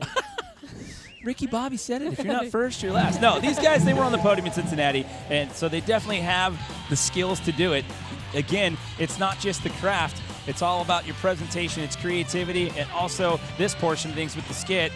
So those are some pretty bold moves for a couple of gents and some walkers right there who are about to go full steam ahead in their locomotive and take it down the hill here. Oh, are they going to go coal hopper first? And it looks like they are. Oh, and there's Red Bull cans in the coal hopper, Tina. That's it. Give me a number card. I'm holding up a 10. Look at it. They're pushing they're pushing with crutches. Come on. I want to see this thing make it down. Oh, it's going to make it down. I have every bit of faith in these gents to get down. I mean, you don't finish second place in one of these things and then come back and mail it in your next appearance in the soapbox. There you go. Navigating through the whip section right there. They lost the canopy right there. Through the car wash. It is full steam ahead, Tina. Reaching the halfway point. Look at the look on his face. He's like, come on, we can do this. Through the gives you wings wedge right there. Nose taps that one. It's still holding up. What's on the? Is that Ozzy Osbourne on the front of that thing? I believe it is. Oh yeah. It is the Crazy Train, ladies and gents, as they come across the finish line right there. And what a performance right there by the Arthritis Express. Somebody get those guys some Ben Gay. I love it. They had a lot of details. The engineers, complete with overalls. They had the walkers up top. They pushed that thing with crutches. It went down and made it all the way down to the bottom, and with a really good time as well. Two new things for me this year at Soapbox. I've seen somebody push off their craft with PVC sprinkler pipe, and now a set of crutches to send a reverse locomotive down the hill. Complete with an Aussie sticker on the front. You know what that's all about, right? Ozzy's song Crazy Train? Yep. I like it. So, what do the judges think about our friends riding the rails out here today? Oh, look at that! Man! 10s, 9s. It is a heavy, heavy performance here by Arthritis Express. Maud, are you feeling the locomotive? I tell you, we are so thrilled with how that run went. When you got out, you were just like, woohoo! How are you feeling with it all? Oh, great. It's a heck of a ride. Heck of a ride. You got some air in there. You lost the roof of your vehicle. How was that? You seemed a little bit disappointed when that one flew off. No, not really. That might have been part of the plan, right? You got to get more speed from that, huh? Tell me about how this was all made. So much love went into this. You can tell. Yeah, it's a good 5 weeks we were planning on this, and it's all reused material, so we're really proud of what happened here today. And not only that, but you managed to find 4 walkers as well. Was that what you had lying around? No, we have this senior citizen center in our town. We kind of borrowed them from the area. You go back there and you say, we got all 10s and 9s. Toot toot! Thank you. Back to you guys. What do? You go in and say, excuse me, can I borrow some walkers for this event where I have to build my own soapbox cart, and I'm going to go down a hill in Dallas, and I'm going to race it. I'm going to say that a lot of training went into that skit right there for those guys. Oh, man, it was good. All right, coming up next, number 25, Bobby Flash and the Pit Crew. Oh, taking a look here. These guys basically reassembling your garden variety dirt bike right here. Their driver is an ex-motocross ranger. No stranger to Red Bull events, the Wellness Crew out of Azle, Texas. And apparently being fast is the only thing he knows how to do. Taking the Red Bull cans and crushing them on each other's helmets, getting the old mallet out there for the number plate. Oh, they're going Supercross with the sidecar right there, and they are going for the tandem driver system out here today. I don't know. What is that weird thing? Oh, I guess that keeps the sidecar kind of rolling right there on the side of that apparatus, but that is a weird camber that thing's got going on right there. This one's going to have a hard time making it down to the bottom of the hill. We're off of that first wedge right there. I thought that thing was going to snap right off. Oh, and he's got to give it the skate push right there. This is going to be interesting. That was the sketchy part. That might have actually kind of helped him with that camber, that sidecar. Well, that was the idea on those banks for some of the vehicles to actually use those banks to generate speed. Most of the vehicles so far we've just seen go over those. I expected a little bit more out of some people going through those banks. I thought people were going to use them, try to challenge themselves a little bit, and it's like parsley on a dinner plate. Everyone's just discarded it, like it doesn't even exist. So again, I've had to eat my words. I thought for sure that wheel was coming off and that thing was going to get high-sided. They were going to be done, but they made it down to the bottom of the hill right there. Just under a minute, Tina. Scores for this one, I'm going to guess that the judges are going to be a little harsher. There wasn't too much going on in the skit portion of things. No. Judges like the theatrics. They want to see him moving around. They want to see the creativity, too, like we've seen in, although he's doing trying to get a trick in there. He's doing one-footer. And right here, he's like, watch out for that hay bale right there. See, they push through, and then they just kind of went, I want somebody to use that as a challenge. I want someone to turn into those things, use those wedges for their intended purpose. Our ops guys slaved and toiled over that to make those things last night out here at Sunset. I want to see them get put to good use out here today. Here come the cards. I think I see a 7, a couple of 7s, a 6, a 5. Oh, and a 2. Sean Marion threw up a 2. Maud, it's getting harsh up here. We got a 2. Ouch. Look, some people find fluorescent colors offensive. I am not one of those people, but that 2 kind of stings. Apart from that, though, not a bad ride. This motorbike actually handling everything quite well. It just didn't get the speed that I think that they were after, which is a shame. But still, mullets for life, right? Back to you. I want that on a t-shirt. Can we talk about that later, Mon? I want a mullets for life t-shirt. I want to see you next year, Jimmy. I want to see you back with your mullet. It's not happening. Come on. Listen, we sealed the book on that back in 1989. It was a done deal. Got rid of the jean jacket. It's in the time capsule, Tina. Man. Well, how would you like a popsicle right now in the I would love one because I love Bomb Pops. I know. Well, our next team is the Bomb Pop Racer. But before we get to that, we have some entertainment. That means we get a chance to maybe have a Bomb Pop. Oh, Somebody's got one. What do we got coming up for halftime? You don't know either? We've got the Math Maniacs out. They're back? Yes. But they're back because Yes. there mad that they're not on the Yes. podium right now. Well, they were in the top 3. They were in the number 1 spot. At one point were number 1. They looked really good, and then they've gotten knocked down. They still have a chance. They still have the chance with the People's Choice, but we do have them for our halftime entertainment. Did you get on your phone yet and do your People's Choice Award? Maybe. Who'd you vote for? Tell me off headset. So here we go, our halftime act. It's the Dallas Mavs Maniacs coming back for round number 2. And again, I love the choreography and the dudes in the jumpsuits here. And will we get the shredded half shirts again? Or was that just a one and done thing, Tina? So as we wait for these guys to get set, oh wait, here they go. We're getting ready to take a look at some highlights as to what we've seen thus far with our 25 prior craft that have gone down the hill. This is Paddy Wagon, who we saw number 2 right out of the gate. And you always love seeing a duck do a worm out here.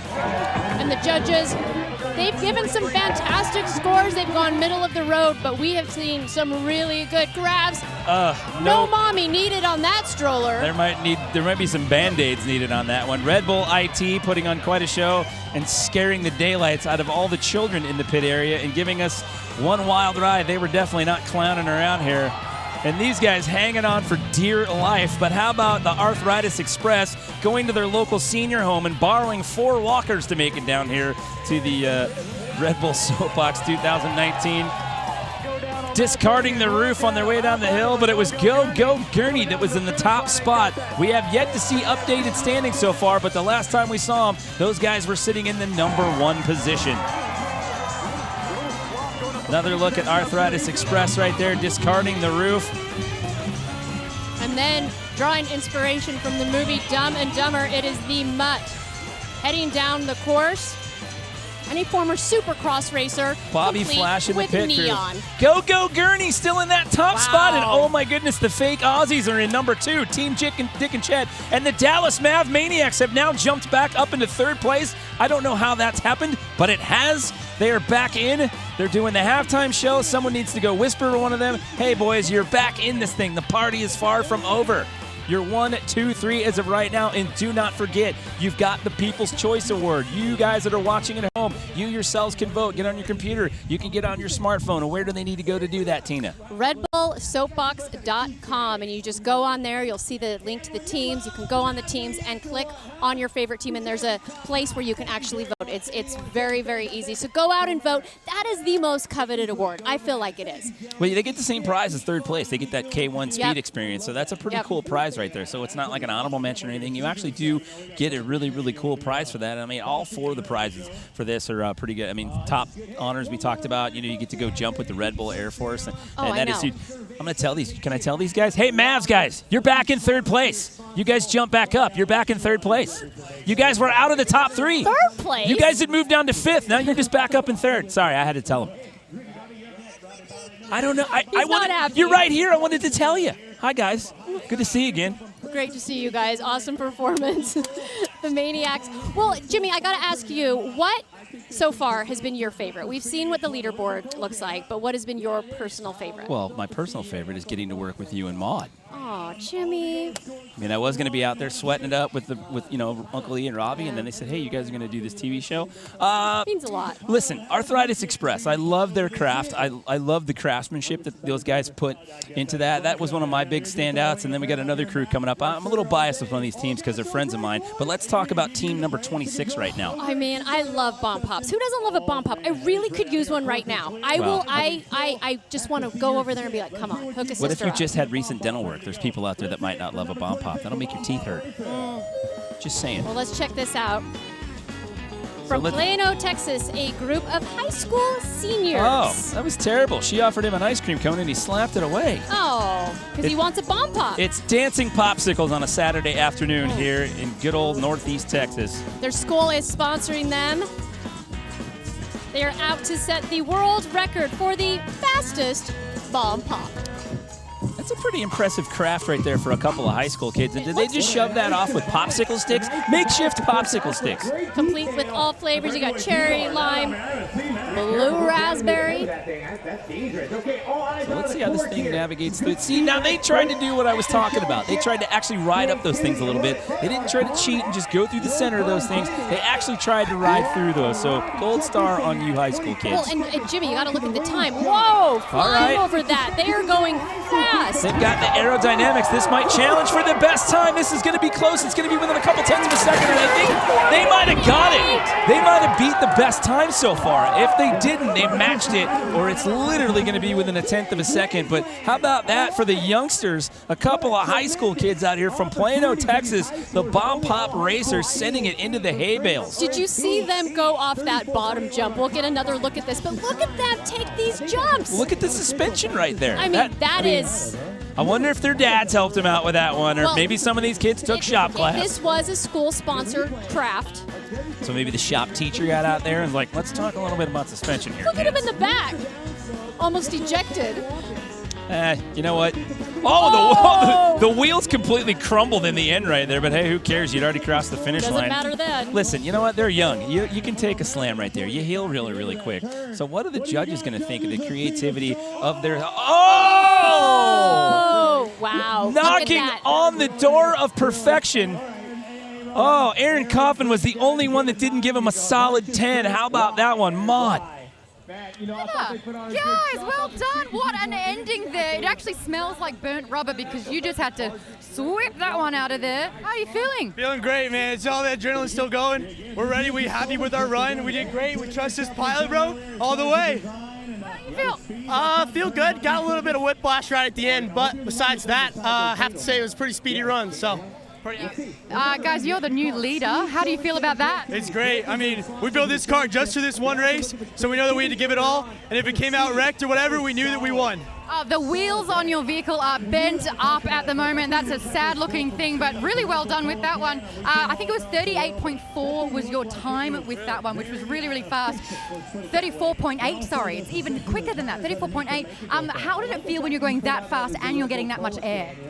It was a little scary, honestly. On the last one, since it had kind of a step up, I thought it was kind of going to be easy, but actually you're going a lot quicker, so you kind of clear the whole jump at the same time. So probably a bit of a risk wearing that much white then, don't you think? Yeah, a little bit of a hazard, so. Well, there you have it. All scores nearly perfect, but 1 9 out of that. The rest of them 10s. You're the team to beat. You must feel absolutely stoked with that one. Yeah, this is great. I mean, we came out here, we just wanted to get this win, and we got everything ready to go. We need that one extra point, but I think that'll carry us to the end. We'll get it at the end of the day. Fantastic. I was going to say hop to it, but pop to it, because you guys are the... I apologize for that one. They are winners in my vicinity. Have fun, guys. Back to you. I would have to say that was a pretty intense score that they got right there on the creativity. Non-stop. I got to compete with her. She's firing off zingers down there. She really is. I'm They're gonna pretty good. They're pretty good. It's a pretty impressive interview for a couple of high school kids. I'm going to say, dare I say that one of those kids might have been to media training? He was really, but you could say they were motivated. They were dedicated to win this. Not quite a perfect score yet, though. Well, it's definitely a high score. However, they had the best time. They had the fastest time, but they have that 1 point missing, so there still is room for the other teams. Gotta be a pessimist, man. They're high school kids. You know, I'm trying to pump them up a little bit right there. They did great. Okay, hey, they're the new leaders. Gold star, high five. They did great. All right, next number 27. Team. What's on the docket? Who do you got? Smoke on the Water, a group from, guess where? The Colony, Texas. Oh, so they didn't have very far to roll their craft to be out here. These guys are entertaining. It's 2 city council members, a city manager, and city staff for the Colony, representing the town out here. They came out to the kickoff party, and I got to hang out with them and had an interesting conversation with them. They're a pretty fun bunch. I just saw them up in the pit area. They're like, Jimmy! Like, you're out to this thing. I was like, nope, I'm over on the TV show with Tina. However, I will be rooting for you on DirecTV out here today. So this skit, I expect big things. We're in their backyard. They are all members of the city council. I'm expecting greatness right here, Tina Dixon. Well, you see one of the guys dressed up as fire. The other are firemen. So you've got the fire truck. I mean, the whole theme. So everything is there. It's a very astute breakdown that you just gave right there. Thank I love you. it. Thank you. So now it's going to come down to this skit. Are they going to put the fire out and then race the fire truck down? Is it raining? Oh. So apparently Mother Nature has deemed this group a little too hot for their own good, and the skies have opened up. Wow. Mother Nature said, we need to cool you guys down a skosh. You're on the city council. We're in your town. Well, this definitely wasn't in the forecast. This is going to throw a wrinkle into the program out here today. And the best part about it is, guess what? You and I can't go anywhere. Everyone else is scrambling right now, and you and I can't go anywhere. So here we go. Let's hold down the fort out here today, Tina Dixon. Oh, it's just a light sprinkle. Listen, it's Texas. If you don't like the weather, hang around 30 seconds. It'll be gone. This isn't lasted very long at all. So look at that lovely shot right there, taking a look at the Red Bull Arch. At the bottom of the hill, Bomb Pop Racer. Some very excited high schoolers right there celebrating. Why? Because they had the best time of the run out here today thus far. But here you go with Smoke on the Water, doing their dance around the fire truck, their homage to their local firefighters, their local hook and ladder crew out here. And I like the movement, Tina. They're moving around. They got they've got props. We haven't seen a lot of props out here today. You have ladders. You've got the ladders. You have fire. You've got firemen. How do you not like this one already? Well, they're saying, you know what, we might have got a little hosed by the weather, but we're still going to heat things up and send it down the course. And here we go. They're about to lose a fender right out of the gate, and there you go. We'll see how this goes. Coming into that first feature right there over the wedge. Look at the big ladder hanging on the side. That thing's just completely coming apart. Just shredding all parts of the vehicle as it comes down the hill. But who cares? As long as you've still got four wheels and you're able to roll, it all still counts. Coming up on that halfway mark. Fire coming down the streets here in Dallas, Texas. The BF Goodrich feature, they salvaged this. This is still going to be a pretty darn good time right there. It's going to be under 40 seconds, and that's up there at the top. Oh, and they blew through the finish line, through the hay bales, and just said, you know what, we're going straight to the bar. So Somebody said, I need a Red Bull. Team number 27, it's Smoke on the Water. I liked their skit. I liked what they did with that. They had the ladders, they had the props, the firemen, and then the fire going down the track. And during rain, it's raining outside. We call this Texas air conditioning. It doesn't last very long. It's got to do It's this. a light sprinkle. It's got to do this for more than 10 minutes to actually be classified as rain here in the Lone Star State. This is nothing. This is what happens when Chuck Norris cries. So an impressive run. Team number 27. I thought they were going to blast right through there. I didn't see that camera angle. They did end up hitting the hay bales. I thought they were off to the races. And what do we got? We got a bunch of 9s and 1 8. So again, Aaron Kaufman has decided to be the tough nut to crack out here. Maud, what's going on with Smoke on the Water down there at the bottom of the hill? Well, apparently they were so hot that they brought the water happening here. Well done, guys. Now, you slammed on the brakes at the end there, and it just didn't do too much. Did, but I thought they would do a little better than that. They were checked out perfectly earlier. So. Did you hit the brakes at all during that run? No, I don't think I did. Well, you guys flew down. How was that? I love this whole outfit as well. Came one at the end. I think my ass was, my butt was part of his butt at that point. It was quite a collision there. You actually nearly took out our camera guy. You okay there? Yeah, give us a nod. Good-o, good-o. 8s and 9s, pretty good score there. You happy with that? I think we are. We'll take some 9s. It's our first time, so yeah. And you guys had like a cool little handshake thing going. Can you show me that one? We got a bunch of kids, got a bunch of barbecue for the house. It just made sense for us. Oh yeah, so husband, wife, kids are all part of this. You got a lot of friends. Yeah, take that, high schoolers. Back to you guys. That is how you do it at the Colony City Council right there. The old secret handshake to get you into the meetings right there. So the bad side about a little shower like that in this state is it's going to be a lot more humid now. Wow. Just get used to that. Have fun with that. All right. I love all your Texas knowledge. And coming up next, Welcome to Texas. I am really looking forward to this team, Jimmy. It's team number 29. Cowboys Need for Speed, and it's all about a Barbie vehicle. This is actually Come On Barbie, Let's Go Party. These guys, well, they're all about, they're from Plano, Texas. They're 3 volleyball-playing, kid-having couples who have been friends for years. I don't know. I talked to these guys at the kickoff party, and I really didn't get a whole lot of them about the whole Barbie theme, but We made a Facebook page for this event so all the teams could show progress of the craft build and whatnot and their skits coming along. And it was a pretty interesting build video that these guys had up. So they've got some of the beefiest looking wheels out of any of the craft that we've seen out here so far. That is one serious looking Barbie vehicle. I mean, if I was a kid and I had something like that, I would have all the friends over at my house playing with me. That would be serious. Had all the kids out there helping work on this thing, but it's weird how the top part of this where they're sitting is very, very high-sided, which if you've got to navigate some quick turns, that is not going to work out very well in your favor. Oh. See, look at the leading. Oh! It's all about balance. They're doing a good job. Oh, my goodness. Men down. Barbie's down. I knew it was a matter of time. They did a good job of trying to survive it, leaning different directions, but they got a little too close to those hay bales, and it was just full-blown crash test dummy sprawl over the BF Goodrich feature right there. You called it, Jimmy. You got the crowd, though, still cheering them on. Let's take a look at this. I mean, you saw it happening from the beginning. Well, look at the wobble right there. Yep. I mean, they stayed in unison. They both leaned when they needed to lean, and I don't know how that happened. When they survived this jump, I was like, oh, maybe there's a chance. Well, I saw him elbow twitching, but then right here, they just lost it, and he couldn't turn back fast enough and into those hay bales and the eject. But I have to give them credit that the vehicle stayed pretty much intact right there as it rolled out. That thing didn't split apart. I thought that thing was going to come apart like wet toilet paper, but it did not. Let's see what you got, judges. Judges, hold on. It did. They're searching. They're trying Don't give me to that find look. their presentation was pretty Couple good. wow, somebody threw a 9 up there. All right, so that was Claire. She was impressed with that 9. Maud, what did you think about Come On Barbie, Let's Go Party? Yeah, that was a close call all the way through. I feel like every single turn of theirs, they were managing to right their way. But right at the end, I'm talking, like, there's a sign that says almost, like you're so close to the finish line, and that's just when they completely crashed out there. But their vehicle, totally fine, probably ready to go again. So that says something, surely, right? Back to you. It does. I looked at that vehicle, and it was serious. It looked like they put a lot of time and effort into it, and it looked really, really good. Again, they might make that top 10 crash segment. That'll definitely go on there because that was impressive to watch them sprawl out like that.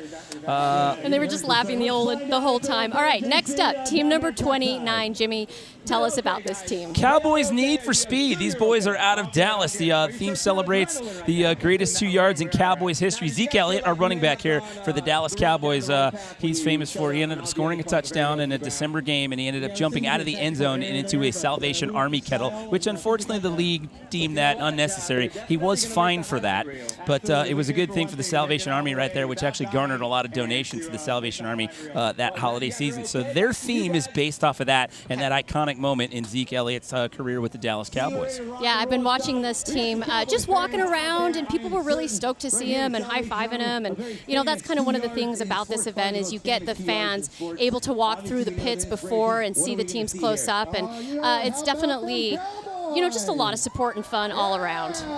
They're feeling pretty lucky coming into this one. They feel that the Cowboys' luck is on their side because the team is 3-0 for the first time in team history since 2008. We have not had a start that well with our beloved Dallas Cowboys since 2008. So we'll see what kind of antics they put into the skid. I see a couple of Zeke jerseys back there. And again, basically, he scored a short yardage touchdown on a run-in, and then he just ran straight from the end zone and into the Salvation Army kettle. They come out waving the silver and blue flag. Sporting number 4 there, that's Dak Prescott, our quarterback's number. Oh, you got the Eagles and the dreaded and hated Ooh. Eagles. Division rivals right there, who actually just got a win the other night on the road against the Packers. So that made things a little more interesting in the NFC East. Oh, I like it. I like what they're doing here. Kicking the Eagles when they're down, figuratively and literally right there. Spike that ball, hop in the kettle. That's the move that Zeke does every time he gets a big yardage play. He gets out there and does a spoon and looks up at the scoreboard like, feed me, feed me.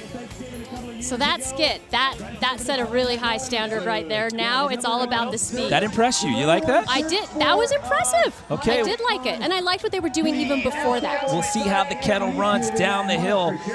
over the first wedge right there again. They're going to take the Cowboy faithful flag down the hill with them, looking to be off to a good start here speed-wise, navigating through the rhythm section right there. See if the wheels can hold up. They go through the car wash and hit the halfway point, Tina.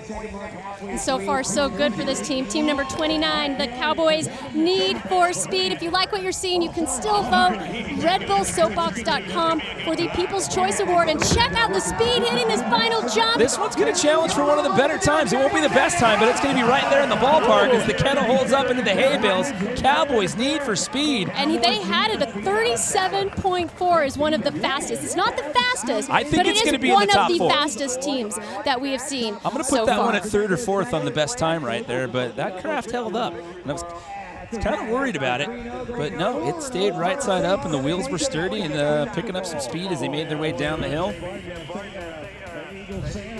The question is, what will the judges say about the choreography? Will they be impressed? We do have a couple of local former sports stars up there on the panel with Pudge Rodriguez and Sean Marion. So we will have to see how those guys think about the football flair thrown into the mix here with Cowboys Need for Speed. I would think that Pudge and Sean would be pretty impressed with that right there. And I am right. With an 8 and a 9, pretty much 8s all across the board and a couple of 9s. Maud, are you a football fan? I have been learning so much about football here, and you look amazing with this. 8s and 9s for the score. Happy with that? Very happy. 8s and 9s. Woo! Now, I actually want to talk about the design of your vehicle. I am not challenging your masculinity because you are dressed as a football man, and Need for Speed is a great video game and all that, but it kind of looks like Cinderella's carriage. Maybe a little bit, but it used to be orange for a bit, and then it really looked like a pumpkin. I agree. The Salvation Army kettle, though, great charity. They raised a lot of money when Zeke jumped in there. Now, there is a lot of dimensions that you are allowed to go up to. You're actually quite contained in that. Do you think that a smaller vehicle meant that you went faster? Yeah, I think we did real well, especially with those chicanes. I kind of just stayed right down the middle of them, and it didn't really cause too many problems. So very happy with the smaller design. But I tell you what, though, if anything did go wrong, you are fully equipped anyway. Yes, absolutely. That whole pumpkin cage there made me feel a lot safer. Yeah, love that one. Back to you guys. Yeah, they did garner a lot of donations after that little stunt, like I was talking about with Zeke Elliott, after he jumped into the kettle there, and they had a good run. So good scores, a good time right there. It'll be interesting to see once we get some standings how those guys fare into the mix. But now we are at team number 30. Let's talk about this team. Who is it, Tina? Defy Impossible. They're members of the Adaptive Training Foundation, which is a local gym who help adaptive athletes create sustainable lifestyle changes. Now, their driver is a double-over knee amputee. Their theme is a message that you can defy the impossible. Yeah, these guys do a lot of local events with kids, trying to get them out and participate in wheelchair sports and whatnot, both with amputees as well as spinal injury athletes. And that's just kind of their whole theme is never say never. You can get out there and accomplish anything. And here we go as we send them down the hill. Team number 30, Defy Impossible out of Carrollton, Texas. So there you go, off that first wedge feature coming into the rhythm section, or the chicane, if you will. We'll see if use the ramps right there. And not afraid to use the features. Most people we've seen go straight through those things, not try to navigate through them. He's like, no, they're there. I'm going to use it. I'm going to put them to good use. I think I'm going to try to generate some speed off that, using some strategy as they come into the halfway mark. Well, you saw in that video right there that we saw as they were doing their skid out there. They had quite a bit of room out there at their gym to try to put all that together right there, and a lot of design work went into this. These guys had a really interesting story. We did the kickoff party last month and getting up there and just inspiring other teams out there about the work that they do here in the Metroplex, not just here in Dallas-Fort Worth, but all across the country. Yeah, again, team number 30, it's Defy Impossible. They're members of the Adaptive Training Foundation. As they cross that finish line, Jimmy. Yeah, double over the knee amputee and getting out there and piloting this thing down the hill. Take a look at some replays right here. Look at that. Not afraid to get a little wiggle room through there. Get up on those wedge ramps. They're not just there for a look. Ride up those things. Everyone else wants to just go through the middle. Boring. Not Defy Impossible. They're going to put those things to good use. Losing the flag there coming off the wings feature and making short work of the BF Goodrich ramp at the bottom of the course there. Coming across that finish line. Oh, Tina. We have had 30 vehicles go. We are down to our final 17 as we await the judges' scores right here. We got a 9, look at that. a 2 couple of 10s. 10s, and some 8s. Maud, let's check in with you one more time. Take us through what just happened here with Defy Impossible. 2 10s. Pretty sweet there. You must be stoked. Oh, I'm super stoked right now. So obviously this is like really well done. It stayed in one piece. Did you think that it would last the test? You know, I thought some things would fall off. I knew most of it would stay together as long as I didn't hit the wall. Is it a little bit nerve-wracking because some of the other vehicles have 2 drivers, and so one can focus on one thing and one can focus on the other? Is it nice to be able to be in control of everything here? Yeah, I feel like I had a leg up on the competition, you know? Zing. I love that you're towing the line with this vehicle too. Oh, yeah. Always one foot above. We could pun all day. Good luck out punning us. Back to you. Hey, they just put their best foot forward out there, Maud. That's what they're doing. He's stealing our puns. So good. All right, coming up next. This is truly your favorite one. I know that you secretly love this one. I Don't never lie said about that. It. Yes, you did. It's in your eyes. Team number It's in your eyes. 31, the Dudecorn. Out of Little Elm, that's the name Texas. of it, the Dudecorn. Why is it called the Dudecorn? Do you know the story? No, inform me, Jimmy. The theme is inspired by the team captain's 5-year-old son. Basically, it was a unicorn, and the son said, "Dad, that's too girly." So now it's the Dudecorn. Dudecorn. So this is taking a look at the building process, and I love seeing, just from the very beginning stages to now, looking at that final Dudecorn. All right, so we're going to go with the medieval theme right here. Nothing like a bunch of merry knights dancing around for you on a Saturday afternoon. Oh, and a beheading. It's getting rather violent out here on the Red Bull Soapbox start ramp right there. At least they're getting some things going on here and some dancing around. We've seen the scores be very, very generous in that department as we see some medieval slayings taking place here as the mythical creature is about to set sail here. The Dudecorn. I would love to hear what the son has to say after seeing this. Maybe he'll be down there at the bottom with Mon, and maybe we can get a soundbite from the 5-year-old who has inspired said name. And here we go. I'm not too sure about the layout of that thing. You've got the mono back wheel with the super wide front axle, and just like that, no. That's done. See, and the chassis is off. So the Dudecorn doesn't make it down the hill. It's actually, now it's the Dudecorn. Hold on, the Dudecorn. Oh, I was like, I know where he's going with Maud, this. Tina's on the board. I know where he's going with this. Oh, you just wanted to cut me off to shut me up. You're like, after 31 of these, you're like, Jimmy, I've had enough of you. Just stop. Never. Exactly. That music just sums up my thoughts. When you get the big wide front axle and the mono back wheel, those things rarely, about 9% of the time that ever works out. And the judges were so unenthused by that, they don't even want to put up a number. They're just like, no, I'm not going to bother. I have seen judges actually put up a blank card before. Oh, 4, 3, well, there's 2, an 3. 8. Huh. Wow! All of a sudden, Aaron got generous right there. He's been holding down some low numbers on some high ends, and now he's giving out an 8 for the Dudecorn. What? What is the 8 about? Maybe it's because they figured out that if you think of duty corn, it's like when you find corn in your. I don't know if anyone else figured that out, but you know what? They probably should have just called it duty because that one, it really plopped quickly and then it just fell apart so fast. I think that they had high spirits in that one. I liked their sketch. Maybe that's why the 8 was awarded. Not sure, but I'll stop with the corny jokes and I'll just throw it back to you guys. So you're saying that Aaron's possibly a fan of some medieval sorcery and sword fighting, and that's why that 8 came out? I'll walk with that. I'll walk with that. How do you feel about that, Tina? I mean, it's kind of been all over the place. I mean, there was a 2, there was an 8, there was a 5. A lot of mixed feelings about that Dudecorn. The Dudecorn. It's a tough break. You know what? They tried their best. They didn't make it down the hill, but you know what? They did make it out here and were able to participate. As you mentioned before, over 200 people submitted ideas to try to be a part of this party, and we narrowed it down to 47. So they obviously passed the eyeball test to make it out here. As we get set to send team number 32 down the hill, it is the Dream Team, and guess what? Surprise, it's another local team from right here in the colony. Well, and not only that, they are employees at Nebraska Furniture Mart. You know, that's literally right over there on the other side of the hill. It's massive. It has massive. It has its own street name. Its own parking is a city in and of itself. I live here, didn't even know that we had a Nebraska Furniture Mart that big, that let alone had its own exit off of 121 up there. So get a good look at this craft. It's inspired by the major seller in their store, which is bedding. So. Oh. So what you're saying is that you're betting on them having a good run down the hill? I know. It was terrible. Well, look at that. You've got the moon. You've got sheep. Well, it's a all play about on the bed. they're counting and sleep. sheep. I like it. I like it so far. So what size bed do you think they're sending down the hill? Are we going twin? Are we going queen? Are we going California king? That is a... It's not a twin. It's a double. It's a double. It's not a queen. It's a double.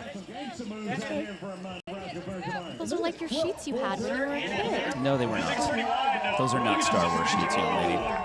So the bed is rolling down the hill rather easily. Oh, look, you got the little wings right there. That's making me want to take a nap right now, Tina.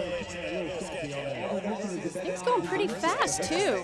You know what? They got a little bit of leverage there going through the chicane, if you will, or the rhythm section of things as they hit the halfway point there. So far, the craft seems to be pretty sturdy. So right now, this is team number 32, the Dream Team. Ooh, catching some air on that. Employees at the Nebraska Furniture Mart. And yes, their vehicle is a bed. Oh, and look at that. Down the finish line with a pretty decent time right there. We'll see what they get for the skit right there. Oh, my goodness. The flying bed with the Red Bull can on the front right there. Think about that. You know, The buffalo plaid sheets. They were kind of a quiet, like, sort of sleeper I team. know. I'm sorry. It was a matter of time before you jumped apologize. into the punts. I know. Anyway. Put that idea to bed right now. But I mean, they actually did a lot better than I thought they would do. But they were creative. I liked the skit. They had all the moving parts and all the moving pieces. They kind of hid in the shadows a little bit on that one. They were kind of quiet, but they got 8s all across the board. Maud, what do you think about that? A bunch of 8s and a 9 there on the end. What a dream result, right? I'm okay with that. I think this is such a dream idea as well. They're in their pajamas. They're in bed. How good is that? I'm actually quite jealous of that one. So I think that score is just beautiful. I was worried about the wide load happening there, though. Like, a bed doesn't maneuver easily. But that was such a beautiful landing that they had. They just, pillow talk, a little bit of pillow talk with those, the hay bales there at the end there. So well done, team. I'm about it. Back to you. Well, with those scores in that time, they're not going to be slumber one, but you can rest assured that they had a good time out here today, Tina. Slumber one. Oh, that was a good one, though. Good one all around. Moving on. The next one. Oh, these are Team friends of mine. number I can't play 33. favorites. These are friends of mine. I'm going to let you take this I one, want then to I'll know talk what about kind it. of friends these are. Team number 33. You're about to find out. Love Machine. Jimmy, tell us about this. So these guys are no strangers to Red Bull events. They competed at the Soapbox in 2012. They competed in our Flugtag in 2013. Their driver, or their team captain, I should say, he has a skateboard shop down in my neck of the woods down in the East Dallas, or Old East Dallas area right there called the Rec Shop. So this group of guys, they put together this machine, and it's basically, it's the remake of Cheech and Chong's vehicle from one of their iconic movies back in the 70s and 80s. And watching these guys, I watched these guys with their build on the Red Bull Facebook page that they put up from all the teams, and these guys have put in a lot of work on this. And Ben's dad actually works at a printing shop, so they got all the Coroplast done up, and they got that one at a super discounted rate. Because I was talking to him about it earlier. I was like, "How in the world?" Like, because they got it mimics exactly that car from the movie. And he's like, "Yeah, my dad works at a print shop, so we got a low down deal on this." But at this point, is it going to go fast? Remember, Come is on. it going to go fast? Come on. These are your friends, Jimmy. These guys are car enthusiasts. One All of them's a right. tattoo artist. I mean, come on. I mean, you can't go wrong. All right. These guys are not, like, did you hear me say that they competed in this event in 2012 and they did the Flugtag in 2013? They got the chops. They know how to do this. All right, this is team number 33, the Love Machine. Oh, yeah, paying tribute to Cheech and Chong out here in those iconic movies. And I would have to say, Tina, that these guys have high hopes of doing well out here today. Look at the steering wheel in that thing. That's one of my favorite props of the whole thing. Yeah. Oh, Ben is actually going to be the pilot out here. They were out there in costume. I got a chance to check them out and talk to them earlier today. Oh, I was wondering if the hydraulics were going to work All right, on that thing. this is good. Bounce, This is really boys, good. bounce. Here we go. The Love Machine making its way down the hill here in Austin Ranch. Their second soapbox appearance. Oh, and they lost the back end of it already. Can the Love Machine hang on? They're just going to cruise and just have a good time with this one. A little bit of bragging rights going on back on our side of the Metroplex with some of the other crews out there. picking up a little bit more speed here as they make it to the bottom of the hill. I did not know that they were going to have the 2-driver combo going on right there. Using some body parts. Hey, you know what? These guys are skaters. They got some of those skateboard skills right there to manage those features as they get through the BF Goodrich kicker right there and down across the finish line in 42.1 seconds. Not a bad run there for the Love Machine. That was not a bad run at all. You're right, that steering wheel, look at that. That thing is an automobile of beauty, a vehicle of beauty. I got to give props on the costumes, too. That was pretty darn good right there, how they made all that go down. It's all about putting on a presentation, and I love the hood ornament that they had adorning the front of it. Okay, Jimmy, if this was your craft, would you want to be the driver or would you want to be the guy in the back? Oh, you always want to drive. You don't ever want to be in the back. Yeah, because the guy in the back is getting bounced around a lot. Well, you're getting bounced around. It's lower lumbar pain. But on top of that, if this thing flips over, you're the first person to get tossed right out of that thing. Anytime you've got 2 drivers and these things tip over, it's the guy in the back that always gets the worst of it right there. And, a couple of 7s and some 8s. Maude, how did you feel about my boys, the Love Machine? I tell you what, I feel like this has been a bit of a crowd favorite. The crowds love you, but 8s and 7s were your scores. How do you feel about that? We got a little taken by the judges, but it's all right, man. Everything's cool. How about you? I'm so sorry. Your eyes are there. How are you? What? What's the question? This is what's amazing, because creativity and showmanship are huge components of this competition, and you guys, I feel like, did a really great job with that. And the car's still in one piece. Surely that was like a lot of fun and you had a good time? We're still alive. That's what matters. It was a blast, man. I feel like I'm back in the movie, guys. You realize that, don't you? Slow and low, the only way to go. Well, I'll tell you what, I have a feeling that if you didn't want to keep your vehicle, there's a lot of people around you who have been eyeing it off. They think it looks so good, and the attention to detail is mwah. So well done for that one, guys. Thank you. Thanks, appreciate it. We put a lot of work into it. It worked out, man. Okay, back to you guys. Well, they were trying to weed out the competition, but with those scores, their hopes for standing on the podium just went up in smoke. Could we say that the judges didn't love them? Oh, boy. You get into the spirit of this, Tina. We're in the home stretch. We got to finish strong, Tina. Team number 34. Talk to us about team number 34. Team Dash Build. Have you seen this vehicle that they built? Okay, this is the process. Looks like nothing. Take a look at that. Just looks like nothing. I know. Overnight, it's just this beautiful machine already. Look at the powder coating. That was amazing. Somebody had a spray gun right there for that. They got some nice suspension on there. The shocks on there looking very street cred worthy, and the wheels, the whole thing looks like a pretty strong machine. However, I wonder a little bit about those lower-ended vehicles where you're very, very close. You don't have a lot of clearance from the ground to the bottom end of your frame. That can get a little tough. It can get a little dicey. But the final product is absolutely beautiful. Have you seen this close up? I did. I walked by it earlier today when we were in the pits. These guys all work together at Dash Built, which is a precision fabrication company. So that's why you saw such amazing detail going into those video clips that we saw of their build right there. They're automotive enthusiast group with racing in their blood. They're always building and driving anyway, so they said, hey, why the heck not? Let's submit an idea to Red Bull Soapbox, and here they are. So definitely these guys are on the higher end of things as far as design and activation of their actual vehicle. But can they be choreographers out here today, Tina? Do you expect much in the way of presentation from Team Dash Built? Well, I hope so. I mean, their whole theme is it's a Shred-X vehicle. Delivering packages is what I am assuming. So I would expect the dance to be something about them delivering packages. Racer, the Popsicle Kids from high school. They are on the top spot. Go-Go Gurney has been eclipsed. They are now in number 2. And the Dallas Mav Maniacs, our little choreographers that were our halftime show, they are in the number 3 position. So those 3 teams looking at prizes right now. And don't forget, rounding out the prize podium, you've still got the People's Choice Award, which you can vote on, and there's still time to do that. But Bomb Pop Racer, Go-Go Gurney, and the Dallas Mav Maniacs, Team Dick and Chet just outside, followed by the Arthritis Express. So this is far from over. We're on team number 34 here. We've got 47 in total as we take a look on the 2 box right here. Team Dash Built getting out there and getting after it. We've got some wooden guitars or some guitars they've taken from the Guitar Hero game. And a drum set? Yeah, you were wondering about their skit, Jimmy. Well, this is one impressive skit already. You got the Shred-X theme. You got some rock and roll going on, and these guys, I'd say they're here to win. You've got some props. You've got a mullet wig going on right there.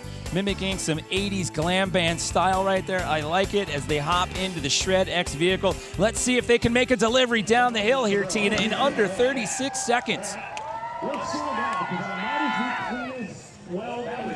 That was a well-balanced skit that they had right there, and one heck of a send-off. As a matter of fact, one of their team members almost did a header coming down the ramp, shoving that thing down the hill. Going over the banks and going through the car wash as they approach the halfway, and so far so good. They actually look really good coming down this track. The Shred X vehicle delivering your packages. You knew that these guys were going to have a sturdy vehicle because this is their stock and trade. This is what they do, but they're just just past 30 seconds right here. Going over the BF Goodrich. This is going to challenge for one of the best times of the day. This will definitely be in the top 5 as far as times are concerned. And after all that effort they put into that, he's like, I'm pumping the brakes. I am not running this thing into the hay bales. We are not going to damage what we've built here this entire week. So that was team number 34. Oh, wait a minute. What's on top of that? Was a GoPro. It's a GoPro. Yeah, you've got the GoPro, and check out how they hit Nervous these there. wedges. I mean, that is a big wedge if you go up to it. And the suspension, we saw it in the build. Great suspension, and it held up throughout these kickers, especially at the bottom. And they actually used these ramps, Jimmy, to kind of generate some speed on that one. Ooh, came really close, but the Shred X, yep, definitely delivering a nice performance here at Red Bull Soapbox. And they powder coated the frame. You didn't need to do that. It's all hidden by the outside of that, by the framework. That's it's little things like that. It's attention to detail, Tina.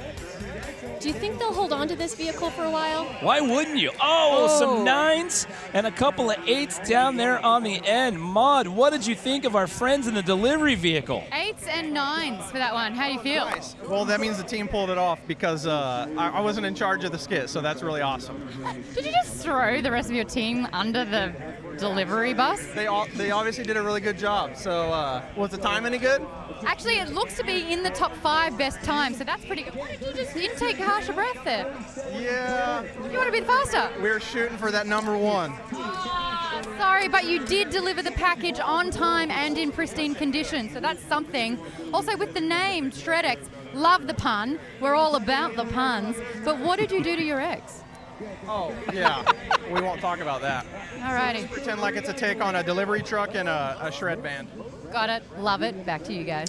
Well, with the delivery truck theme right there, they just looked at everyone here at Austin Ranch and said, hey, people, check out our package. Moving on, team number 35. Not even going to touch that one, are you? Team Trash. Well, we got another team ready to go. Take a look at this video. This is the process of them building it. Team Trash. You can see on the right side of your screen their skit. Oh, I like it. You got the raccoons out there. Always chasing raccoons off of my trash cans, Jimmy. I don't know about you. Well, these guys have this whole recycling initiative that they're doing where they're actually part of this group that's going cross-country and just helping beautify America. They're picking up garbage. They're hustling and promoting this whole recycling initiative. One of the members of their team, a gentleman by the name of Doogie Roo, no stranger to a lot of Red Bull events. He's an avid cyclist who competes as an athlete in a lot of our bike riding events. And here we go, Team Trash out of Houston coming down the course here. Out of Houston, Texas, friends, since 2012. They all ride bikes together. And as you mentioned, they want to promote that green lifestyle, Tina. Sitting in the trash can as he heads down this, and we're on team number 35. There's 47 teams, so we're winding down. And Jimmy, we've had some really fast teams. A score of 34.8. That so far has really been one of the times to beat. That's still the best time? That's the best time to beat, yep. But we've had I'd write that down, but recently you stole my pen. 37.4. I'm kidding. We're all in this together. It's a team pen, Tina. But so these guys had a pretty good time as well, challenging right there. I talked to them about the crap. They were like, we weren't 100% sure this is our first time ever doing one of these. And as we got out here and we looked at some of the other vehicles, we could have gone a little bigger. We could have gone a little bit beefier on that. But that thing ran really good right there. And that's a great performance by your first time ever out here at a Red Bull Soapbox. So raccooning his way through the chicane right there, using those wedge ramps to his advantage. I like the recycling bin off to the side right there, the recycling bin sidecar right there. I wonder if those guys are going to be out here later once the event's over, help picking up Red Bull cans off the side of the road out here. They're all about it, green lifestyle. They're trying to beautify. They're out here having fun and also promoting a good cause in the process right there. I believe that was Doogie actually driving the craft, who I was talking about earlier. I love that stop right there, just straight into the hay bale. But take a look at those scores. We're still waiting on one. There you go. Oh, Doro, that's 7 brings it down. He was a tough nut to crack right there. We got a 7. Maud, how do you feel about that 7? Oh, but the 10s in there as well. You got some 10s, but you also got a 7. How you feeling? But I'm feeling good. I'm a little shaken up from the crash, but it was good. It felt fast. Yeah, it was fast, and you did. You took out a few of the Christian Bales there. I do want to know, though, you're really petitioning recycling and rubbish, but not a garbage run at all. It was actually pretty good and smooth. Yeah, thank you. We put a lot of work into the craft, and we're just glad it turned out really well. I'm trying to take you seriously wearing that, and it's very, very difficult, so back to you guys. Well, they're hoping they can recycle that 7 the next go around and try to get a better number on that score next time. Still a nice performance by that team. Moving on, it's team number 36, and I don't know about you, Jimmy. I am definitely hungry. Back to the food theme stuff. Yeah, we got the Careless Taco Truck, and I definitely. The Careless Taco Truck? The Careless Taco I wonder Truck. if that's like but Careless with a K. A Wham thing with a Careless Whisper and tacos. I don't know. I can hear the saxophone in the background right now.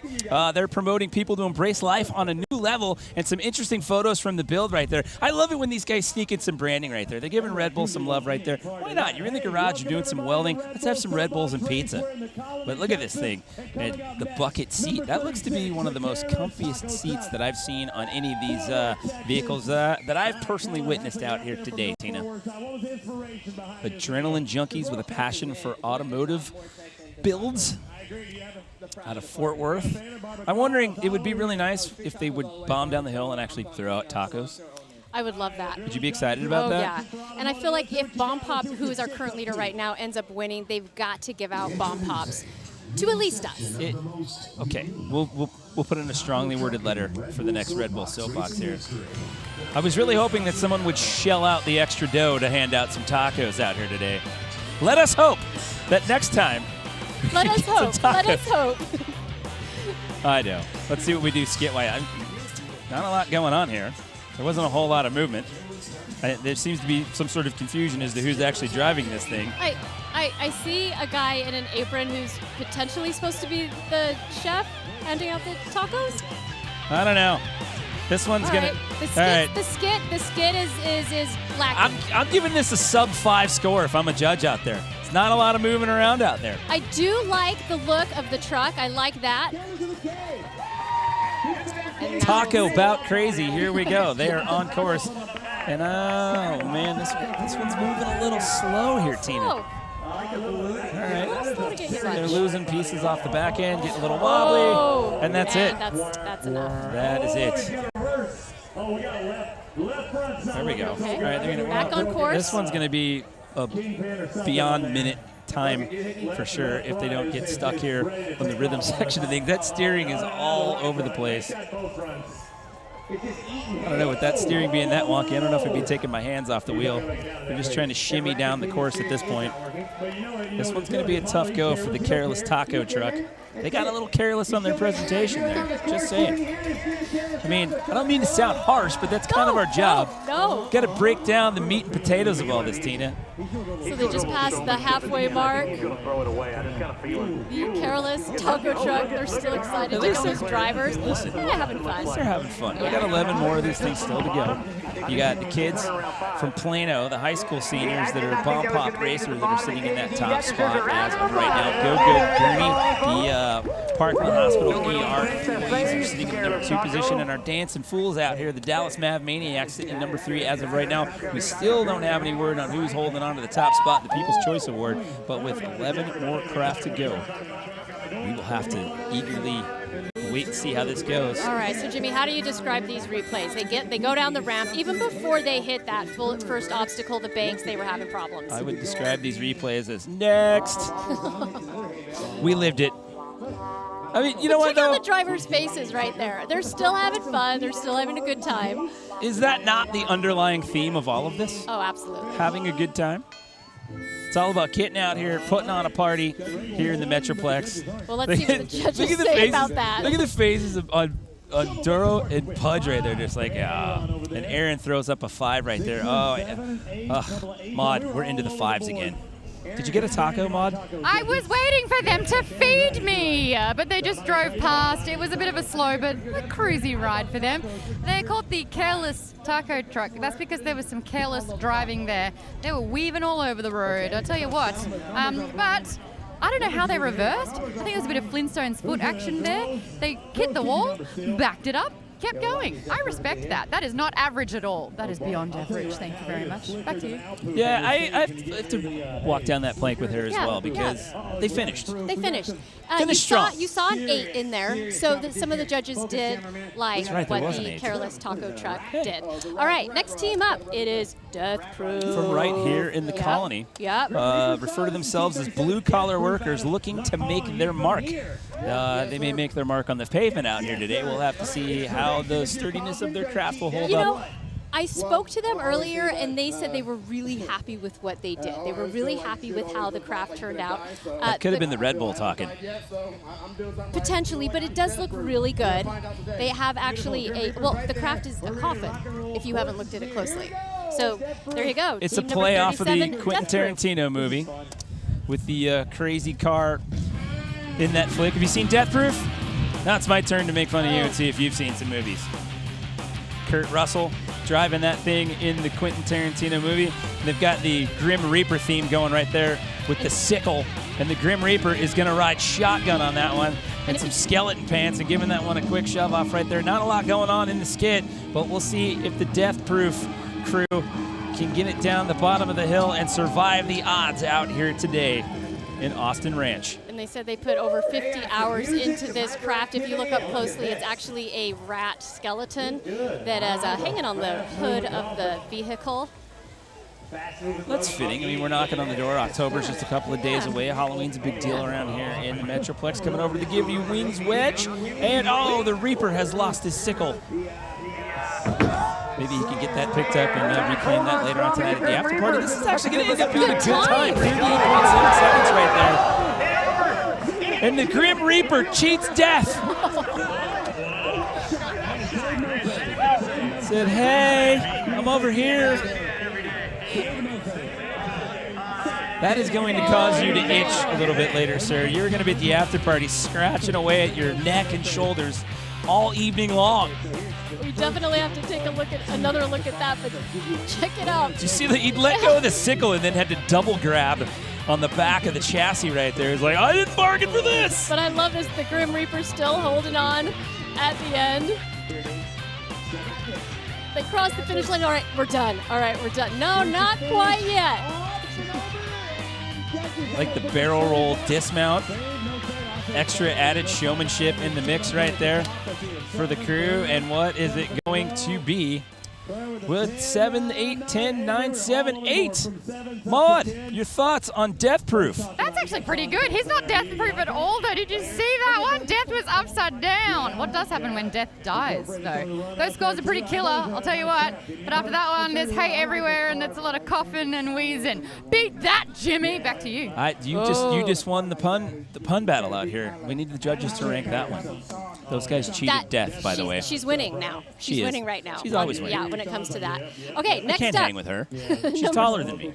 38, nautically No, I'm not challenged. 38. Oh, you're are we card on number 37? 38. No, I'm kidding. I'm just making an age joke. I said 38. 38. Yes. You're a young 38, Jimmy. And number 38 is the next team. It's nautically challenged Hey, from the right Colony, here in the colony. Texas. The Yep. team that resides at the bottom of Derby Hill. It's pretty close. I wonder if that's pretty it's close. their field that we're all parked in out here behind the 7-Eleven out here today. Well, their community is called the Boathouse at the corner of Windhaven and Plano Parkway. This looks heavy. The theme inspired by their community. This looks really, really heavy right there. However, look at the amount of creativity and the amount of time that these guys have put into this thing. Look at those wheels. You got those mini mag wheels right there, busting out the metal sawzall. These guys took this thing out, gave it a test run, even made their own wedge ramp to see how it would do to make sure it didn't get high-sided. Those guys put in the time, they put in the effort, but the question is, Tina, are they going to be rewarded when it counts out here this afternoon? I'm just impressed they actually went out and built a jump and tested the jump. So we know that that vehicle has some capabilities, but you got to think, Just this some. is the local team. One of the local teams. Well, You're giving one them the of top nod because they literally live at the bottom of the hill? So it's one of the local teams. Okay. Well, no, I was picking up what you were putting down. They reside closer than anyone else because at the end of the course, apparently that's their neck of the woods is literally down there at the bottom of the hill.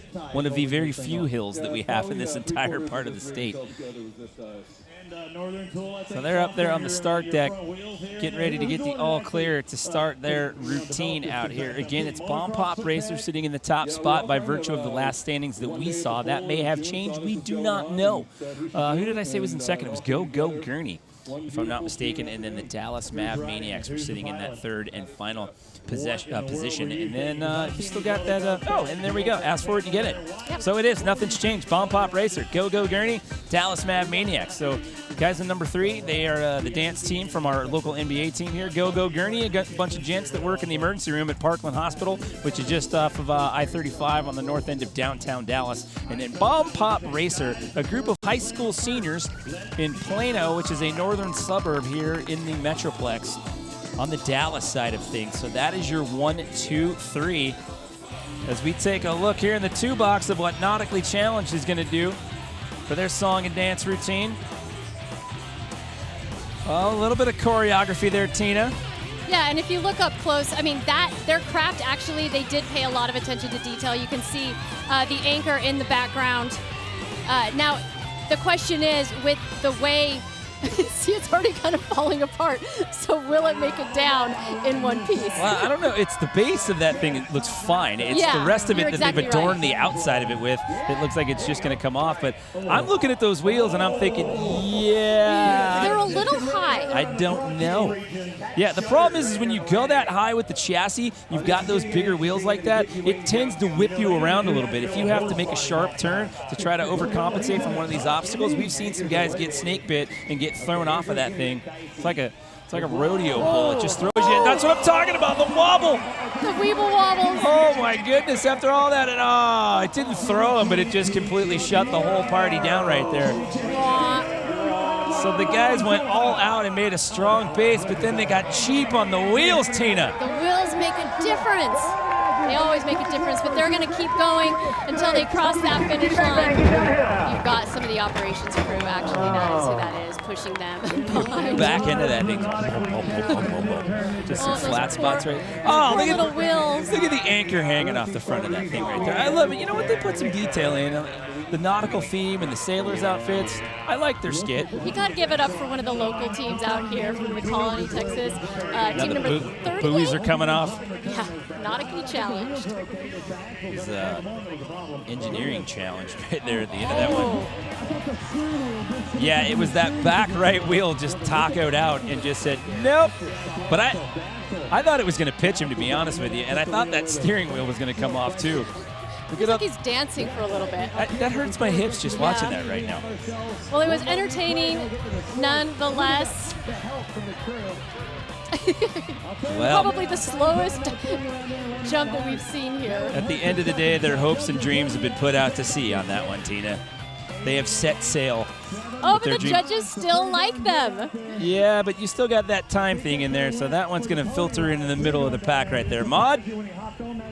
Yeah, look, we are here. I think the irony at the fact that Nautically Challenged is on the side of your craft really screams a lot, don't you think?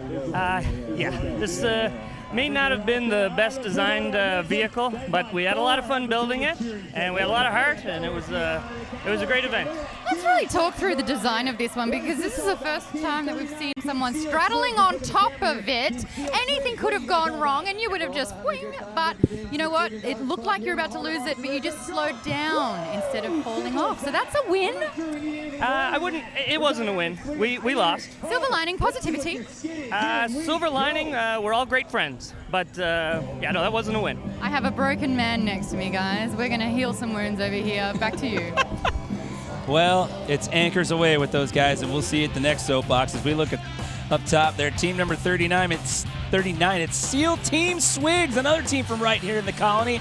Check out the choreography here, Tina Dixon. Yeah, team from McSwiggan's Irish Pub at the heart of Austin's Ranch. home of Soapbox. And they will be heading down this hill now. The themeless, timeless, just like McSwiggins. Oh, look at you getting branding plugs in there, right? That was nifty right there. These guys came out to the kickoff party that we did, and they had a lot of energy, they had a lot of swagger, a lot of excitement, and I'm hoping that their performance out here today lives up to that bravado that they brought to the kickoff party as we go into the chicane here, or the rhythm section, and I thought he was going to get a little wobble there, maybe get a little high-sided, but no, maintaining, and this could actually be a challenge for one of our better times out here today. He's on pace for it right now. Let's see, these jumps been getting some teams. We just saw Nautically Challenged have some problems with those. So far, so good for this team. Trying to hang on to that BF Goodrich feature. He nails it. Coming across the finish line at just under 40 seconds, so that's going to put them in the mix.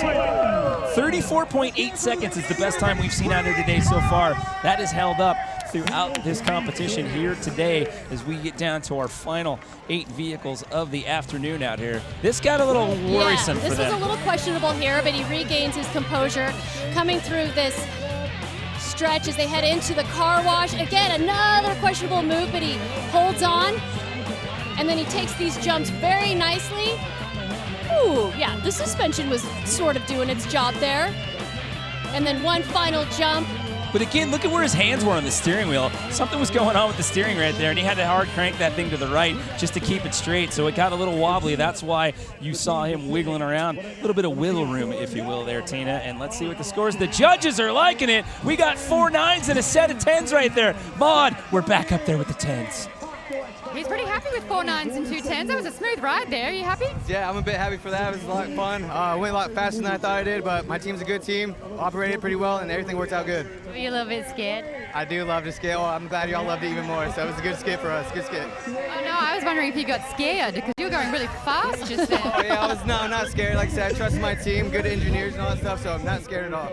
Yeah, we got a hero right here. There was a few close calls, though. You skimmed that side, and it was a close one there, but you managed to handle it pretty well. Yeah, I mean, like I said, it was all adrenaline from there. My team's a pretty solid team. The car was sturdy enough, so like I said, I had a blast. Just ready for next time. I feel like you researched how football players interview when they come off the field, and for that, I'm proud of you. We're going back to you guys, though. I was going to say, that was another very media training-esque interview right there. Yeah, just had a really good time. Like to thank my team, like to thank all my sponsors on there. Yeah, we had a good run. Well, and the judges gave him some really good scores. Yeah, that was a good one. Coming up next is the Wolf of Main Street, number 40. You know these guys. I don't know them, but they came out to the kickoff party, and I kind of threw them under the bus a little bit, asking them some questions about their theme. It's based on the movie Wolf of Wall Street and a particular scene in that movie, which we'll talk about in a second. But look at this on the video. These guys really, really put this thing through the rigors of testing to make sure that it was going to run at optimal performance out here. And look, even with the CNC machine right there, building parts from that 3D printer. It's the gull-wing doors right there. So what this is the scene in Wolf of Wall Street where Leonardo DiCaprio goes down to the local country club after ingesting a certain thing in the movie that shall rename nameless. And as he tries to get in his Lamborghini to drive home, he doesn't make it so well. So that's what the basis of this theme is right here. So hopefully this one makes it down the hill better than Leo's Lambo did in Wolf of Wall Street. Yeah, well, so far it's we'll have to just wait and see on this one. It does look nice, though. You saw the use of that 3D printer to build this. Oh, going into there with a couple of the Weeble Wobbles. Oh, so much for the gull-wing doors. Yeah, it's already off. Yeah. Well, now it's playing into the theme now. You're destroying your car, much like Leo did the Lamborghini right there. The captain actually runs a YouTube channel called Engineering After Hours, documenting projects that he builds for educational purposes. And he was the lone holdout from his crew that came out to the kickoff party, and he was a really good interview. Pretty interesting gentleman, and like I said in that video, they put a lot of time, a lot of effort into this craft. And well done. And he came out looking stellar. Can he get across the finish line? Close. Hang on, Leo. And he makes it. But the car, like you said, fits the movie. It doesn't come down in one piece. Well played, sir. And he's even in the pajama bottoms in the shirt, just like Leo DiCaprio was in that scene in the movie. I really like this one. I'm curious to see what the judges put this. He did have a couple questionable moments there on the track with some of the Weeble Wobbles. The car started falling apart here and there. Maybe that was all intentional, just like that scene in the movie. You know what? if he did that intentionally, then he gets 10s all around. He should just say that. He should just go with that story. That he did that on purpose. Yeah, just it was go with funny. that story. He came out to do his interview, and nobody else from his team showed up, and he had his little son with him, and his son was terrified of the microphone. Here we go, a couple of 8s, a 7, and a 9 in there. Maude, are you a fan of Wolf of Wall Street? I mean, it's the movie that made Margot Robbie a household name, so that's pretty cool. We got 7s, 8s, and 9s. How you feeling about that? No, it's not good, not acceptable. Maybe we can change the dynamic here a little bit. Guys, I think I'm about to get bribed. Where the judges at? Oh, you've got, okay. Yeah, I'll help you out, absolutely. I'll make sure this gets in the right hands, Leo. Well done. With this one, we want to know, though, the doors were very flimsy and they were falling off. Was that on purpose? Yes, so there were a lot of parts that were designed to break. The doors are designed to break at the hinge. There's a slash on the front of the bumper you can see that was designed to break, and it broke right there. And we were hoping the spoiler would fall off. That's so funny. Spoiler, it didn't. But also, what is it with Leos and doors? He can fit on the door. What were you thinking? That's a Titanic reference. Oh, okay. If I have to explain the joke, it's bad. Back to you. Oh.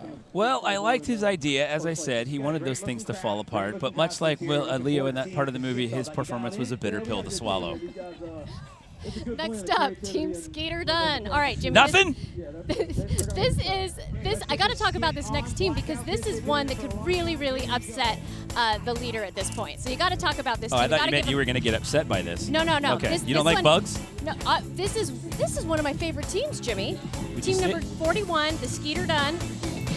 These guys are no strangers to soapbox. They competed in LA in 2017. They're from Palatka, Florida, and they've managed to tie in the theme of insects meets Queen, as they've got the Freddie Mercury out there dancing around their craft. They had this crazy one in LA in 2017. It was a big swamp boat, and they had this whole elaborate backdrop that they put up out there. And this time around, they're going for this bug theme right here with the mosquitoes, and look at the detail that they put into with the cellophane and the pool noodles right there to make those mosquito wings. I mean, seeing it on TV right there doesn't really do it justice. These guys put a lot of time and effort into the design and the execution of their overall theme. Well, yeah, and that mosquito actually is made from foam, and the guy that shaped it, who's on the team, one of the crew members, shapes surfboards. So he got in there and he created this, set aside the surfboards for a little bit and went with the mosquito out here. But they've won a Red Bull Soapbox before, and can they do it again? They're a group of river rats, beach bums, and water bugs in their own words, and here we go. Skeeter Dunn is coming down the hill here, one of our last handful of craft here at Red Bull Soapbox 2019 here in Dallas-Fort Worth. Navigating the rollers right there, the rhythm section, if you will, so it is holding up so far. And again, the detail that they put into this thing, I mean, these guys were having a blast out there when people were coming up and taking pictures with them up in the pit area. They were having so much fun, and the wings come off, and then they bring them back in. This might be the best time. This is going to challenge ready for the best time, 34.2 seconds. That is the best time of the day. So now it's in the hands of the judges and what they thought of the overall performance right there with the skit. But man, how about that time? Prior to that, the best time we'd seen, 34.8 seconds. Now we've got 34.2 seconds. Well, yeah, and you talked about the skit. They did have a fantastic one. The song from Queen, they had their own Freddie Mercury, and he looked like Freddie Mercury. And then they come down with the mosquito theme. He had the teeth caps going and everything. He was really selling it up there earlier. It looked great. During the pit walkthrough. And check it out. They skipped the entire landing on the BF Goodrich wedge. Watch this. They went straight to street on that, all the way to flat, throwing the wings out right there. And Freddie Mercury stands up and says, "We are the champions," at the bottom of that run right there. And right now, that is the fastest vehicle that we have seen. And what do the judges think? 4 10s and a 9, 5 10s and a 9, almost knocking on the door of perfection. Maude. Well, I tell you what it takes to get the fastest time. A completely destroyed Mozzie happening here. They absolutely smashed those speeds all the way through. A really good, smooth ride. The fastest time. And not only that, but the sketch was amazing. They built 2 vehicles for that. I have a feeling these guys really know what they're doing. It ain't their first rodeo, so now they're just showing off. But well done! 10s and 1 9. That's pretty cool. Back to you. So Doro decided to give it a 9. Everybody else was throwing 10s up there, and Doro's like, "I like it, but I don't like it to perfection right Yeah, I However, wonder if it was because it was a mosquito. What was the deal? would you say that was bugging him? Jimmy, that was a good one. That stinks. That was a good one. That stinks. Next up is another one of my favorites. It is Team Griswold. You've been talking about this since last night. I mean, how do you not? Check out the process of them building this. So this is Team 42. Team Griswold. guess what Clark W. Griswold. Guess what it is going to be? He works in food additives, by the way, Clark Griswold, that guy. Look at the dashboard on that thing. If you're looking at that and you're like, hey, that looks familiar, that's the top console to an old dryer. So And that's actually not Team Griswold's is vehicle that not. we're looking at right there. Team Griswold's up on the deck right there. That was actually the video for the Blur. So that was actually the video for team number 43 right there. So we jumped the gun on that one. Team Griswold's up in the start deck right now. They are the ones who are basing this off of the theme from the movie Vacation right there, where Clark W. Griswold tries to take the whole clan across the country to go where, Tina? Wally World. Roy Wally World. Oh yeah, you When got one of my favorite movies. When I asked the kids, Ellen, where the kids were? When I asked where you want to go on vacation, what'd you say? Hawaii? No, Wally World, I Dad. want to go to Wally World. I love this. It had the wood sides. It had the luggage on top. Okay, so here's the actual right footage. This is the right footage of Team Griswold that we're looking at now. Check out the welding going on there. They got serious into this whole fracas right here. Oh man. And I mean, when you look at it, I mean, that's a proper frame for the family truckster right there. And this skit, I expect a lot out of this skit. They've got the John Candy character right there in the security guard uniform. Sorry, folks, park's closed. The moose out front should have told you. Or Eugene Levy when he stands out there, he's like, Clark, if you think you hate it now, wait till you drive it. And check out that. You've got the leash on the back. Oh no, Dinky! They've got the leash for Dinky on the back. Dinky didn't make the run. And the luggage goes flying off as it does in the movie. I was wondering to see if they had the graffiti on the side from when they got stuck in East St. Louis there in the movie, and the back end of that thing flapping in the breeze. The family truckster making it over the wings launch. Family truckster's going fast. This is gonna be a good time right here over the BF Goodrich wedge. They're gonna be in one of the top 5 times right here. And 38 point some odd seconds right there. We'll have to see. The clock kept running once they crossed the finish line right there. But my goodness, Marty Moose would have been proud of that one right there. Team Griswold, team number 42 with the family truckster. I love this. Look at this. I mean, yeah, it's the leash is on the back, but look at the luggage go flying. The luggage goes flying everywhere. I'm surprised they didn't have Aunt Edna up on top of that. When I first saw this, I was thinking that would be a funny addition. That would have been a darn good time if they'd had her strapped up Or in the like chair up there. him eating a sandwich that was a little wet. Yeah, this was a great one. A lot of attention to detail with that family truckster. I mean, if you're taking the whole tribe across the country, Clark, this is the vehicle for you. So 9's a 10. Pudge doesn't like it. He's not a fan of National Lampoon. He throws in a 7. Maud, Team Griswold, are you a fan of that movie? Oh, mate, it's a childhood movie there, but I'm just going to let you know your scores as you pull out your mouth guard, because safety first, everyone. Gotta be smart. You got 9s, but there was also a 7 in there. From who? Right, I don't know what's going on It with was that. Pudge. It's pretty devastating. Pudge is the one that did that one. Pudge. You know, when I was a kid, he was my favorite catcher. I loved watching Pudge. Maybe I'm going to have to rethink that. I don't know if you're still in character or not, but this is amazing. Everyone's loving the vehicle, loving what you did with it. So much attention to detail. The leash was out the back. Where was Aunt Edna?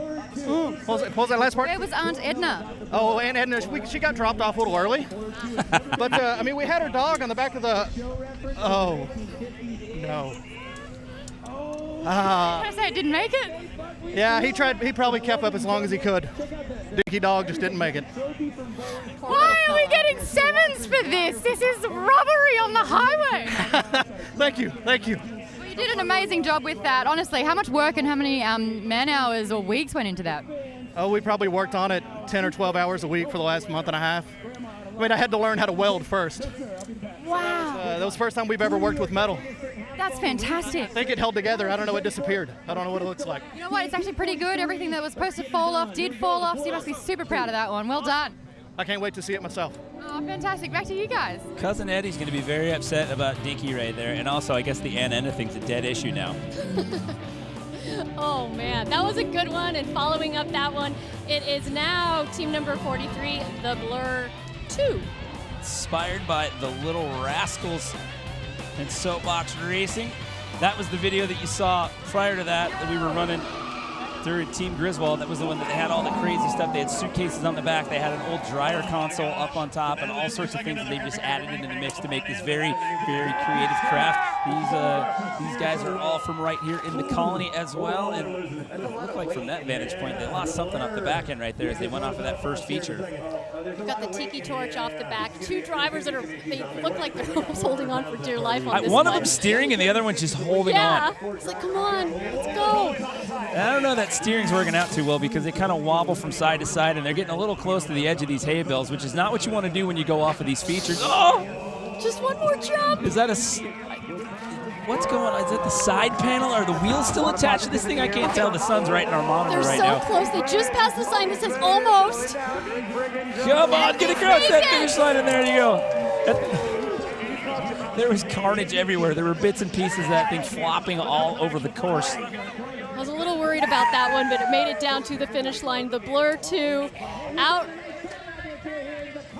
here those guys from out the Colony, another local team. But I mean, Jimmy, yeah, you said it. One guy's steering, trying to steer. The other guy's holding on for dear life. I think he's just kind of like nudging into his buddy right there, like, turn! I don't think that wheel could crank. Oh, yeah, look at him. He's like, no! I don't want to slam on the street in a pink tutu out here today. Stop it! But it kept going. It kept moving. It kept going all the way across that finish line. Like and you know what? That vehicle itself, it was really, really nice. It's just like a magical energy in the air that happens out here at Red Bull Soapbox. So a couple 8s, a couple 9s, and a 10 in the mix right there. Let's check in one more time, the bottom of the hill with Maud. Well, they got a 10 for that. That's not bad at all. I remember watching the Little Rascals when I was myself a little rascal, and I tell you what, Darla looks a little different these days. I thought she was like a 6-year-old girl. Now it turns out that she's completely a man in this case. I actually don't know if it helped their cause. There was an unnecessary driver in there that was probably there just for moral support or to keep in theme with the Rascals. But I'm pretty sure it's the reason why the vehicle just kept slowly falling apart as it went down the course. But hey, a 10, not bad. Back to you. Well, we'll have to check the water supply up here in the Colony to see why she looks so different out here these days. But they said it was a good run, but in the end it was all a blur, Tina. It happened so fast. Oh, man. Yeah. You got to hang on for a few more. No, I love it. I absolutely love it. We're almost done. We're in the home stretch. This next team I really like as well. I mean, we got the Griswolds. That was one of my favorites. And this is another one. The Knights of the Round Table. Now, if you watch the movie Monty Python and the Holy Grail, there is a part in it where there's a Trojan bunny. Okay.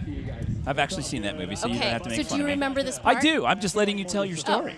Wow. So the Trojan bunny goes into the castle. They forget to get in the bunny. Anyway, it's a great scene. So these guys took a little bit from that, and here is their version of the Trojan bunny. The Knights of the Round Table. And they told me that they are going to remember to get in it this time. A group of family and best friends, as you mentioned, theme inspired by Monty Python. These guys are out of Frisco. They came out to the kickoff party that we had, and I was talking to them. So a lot of these guys in this team are pretty young, and I was like, you're not even old enough to remember this movie. And like, no, you can thank my dad. Dad's got a VHS copy. Yes, a VHS copy of this movie, and they were well versed in it. And that's the basis of their theme. And I know you were excited about that before we ever got up the hill yesterday and we walked through the pits. We were down in the production truck, and it was the first thing out of your mouth. It was. I was like, I'm really excited for this craft. Only because it just is, like we talk about that creativity, and so many people use, you know, we've seen things a couple times, a number of times, but I've never seen this one before. Yeah, they had at the kickoff party, I think they just had sketches at that point in time. We didn't have any real photos up of what they were trying to do. It had just kind of gotten started in the basic beginning phases of construction, and then Red Bull built a page for this event where all the teams were members that were added to it, and they could put videos up and show their progress. And these guys kept it pretty tight-lipped, but look at the presentation that we have going on here right now. I like the skit. I already like the skit. I was going to say, there's a lot of moving parts of this. I'm a fan. They've put a lot of work into this, a lot of detail. You can't go wrong when you've got giant treasure chests and foil swords and everything else. and a giant Trojan bunny. And this thing looks to be a little bit wide, but they are going to go with the 2-driver tandem system out here. And here we go. It's the Knights of the Round Table coming downhill. A little bit of a slow start out of that ramp, but they keep it going. First jump is done. This is going to be a test for them. Jimmy, you said it is a little bit wide. Some of these wider craft, they tend to not do too well sometimes with some of the features that get put into the course, but also as far as the back-end build of that thing, that almost seems to me like it would be a bit of a wind drag right there, especially with the wind kicking up here in the latter portion of the afternoon. As pieces begin to fall off of this thing, and they're going to end up above 40 seconds in time, but still it all holds on, and barely. The whole back end of that thing's completely coming apart, and then it just rips to shreds at the bottom as they hit the Red Bull bales there. But a great performance. I loved what they came out with all their props and all their choreography. I thought they did a great job on presentation. Yeah, just overall it was a great craft. It was a great skit. It really just showed us what Red Bull Soapbox is all about, and they did a really nice job fighting through that bank section. But these jumps, this is kind of where you really get tested. Some of the vehicles falling apart, the hood's coming off or the roof is coming off. And also, too, when you've got that headpiece in the front right there, if that thing goes askew, then you got a real problem at that point because you've got a line of sight issue. But they finish, they make it down to the bottom. Team number 44, the Knights of the Round Table and the Trojan Bunny. And he rode down with the sword right there. That's pretty impressive. Yeah. The judges are liking it. A 10, a 9, a couple of 8s, a 7, and then an 8 right there from Doro Music. Maud, what did you think of the Knights of the Round Table? Were you impressed or nay? I'll tell you what, there was a lot of room at this table. That was a big, you're a big person too, aren't you? We definitely had to build it to fit me. I just rarely look up. This is amazing. I'm looking up to you right now because this really was a wide load that you had to get through, but there was a roomy vehicle in there. What was the most important part, though, was that the coconuts were out and the horse was making the proper noises at all times. So, honestly, well done for that. How are you feeling with your scores? 10s, 9s, 8s, and a 7? Great. We're really proud of that. Oh, fantastic. What do you score? Solid score there. They're happy. We're happy. Back to you. They had the horse hoof noise-making apparatus right there. The That's whole impressive. time. And he had the technique down there. That was impressive. You see, it's the little things like that you don't get sometimes when you're over here at the broadcast desk. I liked it. I mean, of course I liked it. I've said that. You've been talking about it nonstop. We know that you liked it. Hopefully the viewers liked it too. Team 45. We're down to our final 3. Oh we have my, 3 more cards. Really? That's the it. Final 3. Well, they do have their work cut out for them because we have seen some fantastic crafts, some very fast vehicles early on, but the final 3 are now up. 45, the Silver Bullets. And guess where they're from? Texas. Right up the hill. The Colony. So we've had a team that was from down at the bottom of the hill. This team resides at the top of the hill. Representing Thousand Oaks at Austin Ranch was the community right over there, by the way. In fact, you know what they told me earlier? They said... Don't park here? No. They said... They go, yeah, we just won't have a long distance to carry our trophy. Oh, Yeah. I like it. So they were already claiming it Doing right out a little from the bit of get-go. grandstanding right out of the gate. Either that or they won't have very far to haul all their carnage home to throw it in the dumpster. One of the two. We will have to wait and see right here. Team number 45, then we've got Team 09 Racing, and then the Honky Tonkers take us out of the day here. So our final 3 teams, our final 3 craft, if you will. We'll see if the Bomb Pop kids can end up holding on to that top spot, followed by Go-Go Gurney and the Dallas Mav Maniacs. That was your 1, 2, 3 that we saw in our last check of the standings that we had. So this craft is supposed to be a cooler. Just a cooler full of beverages. Everybody loves a cooler. Especially right now, I could definitely use a cooler full of cold beverages. So that's what this is based I on. guarantee you those guys will have one of those for you when it's all said and done. So kicking back like they're out of the day at the river, the beach, wherever they may be. They've got the lawn chairs there, slugging back a couple of cold Red Bulls right there. They've got some oars in their hands. Not a lot of movement going on right there. You're just sitting, you've got the beverages in the cooler in the back. I don't know how well that's going to impress our judges, though. Oh, but there's a bear. Is that a bear? Guessing so. They're going to chase off the bear. I've always heard that you're supposed to get big and loud when it comes to bears. I've never heard you're supposed to chase them with paddles and put them into a giant rolling cooler. And send them on their way. I missed that in the safety briefing. It's new. He looks like he's barely containing himself right there as they get him into the vehicle right there. So they are going to let him make sure that he is completely hydrated before they send him down the hill. Apparently we have some sort of debris in the middle of the course right there. Safety first here, Tina. We got to get that stuff out of the way. You already got a couple of obstacles. You don't need to be trying to ride over somebody else's carnage while you're bombing down the hill out here. And you're right. I was hungry earlier. Now I'm thirsty. Seeing all that ice in the coolers, like I want someone to bring us a Red Bull and a taco. And maybe a funnel and a bomb cake. pop. I want a bomb And a pop turkey so leg. bad. We've got the fair now in town. Well, you got to go quite a ways that way for the turkey leg. But somebody's barbecuing around here. You can smell it. Skeeter Dunn moves up to the top of the standings. Oh, my goodness. The boys from Palatka, Florida now sitting in that top spot. Go-Go Gurney is gone down to 5th there. Bomb Pop Racer slides to 2nd. But our friends, the Dancing Machines, Dallas Maverick Maniacs, they are sitting still in the podium. They are hanging on to that number 3 position. But the guys in the bug costumes have flown their way to the top. They are the new buzz right here at the Soapbox standings, Tina.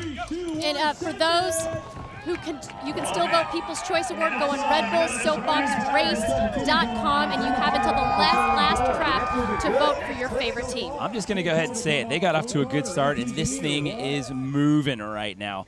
Ooh.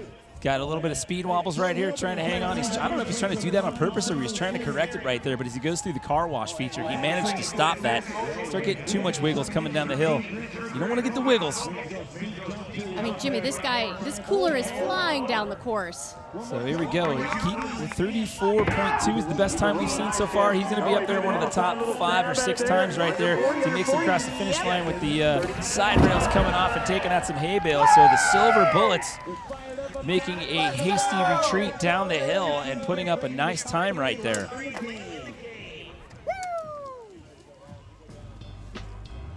Taking another look. This is what created the speed wobbles right here as he went through those wedges. And it just threw him off a little bit. He managed to correct it and right the ship, so to speak. And then right here, got a little wobbly again. That one, you can see that one scared him just a little bit. But he's a bear. He's fearless. He's a bear in a cooler. So what do the judges think of our beverage drinking bear right there bombing down the hill in his wheeled cooler? So 8s all across the board with the exception of Pudge Rodriguez, who has said, I'm going to give that one a 9, ladies and gentlemen. And Maud, we're being told that you're with the driver right now. Yeah, I'm with the bear himself. You got a 9 in that somewhere. How are you feeling about your score? Oh, my honeypots hurt a little bit. We're doing great. I have to say, you absolutely took out a few of the bays, of hay.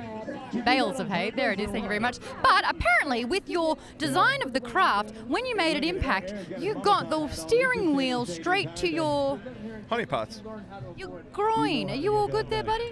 What was that?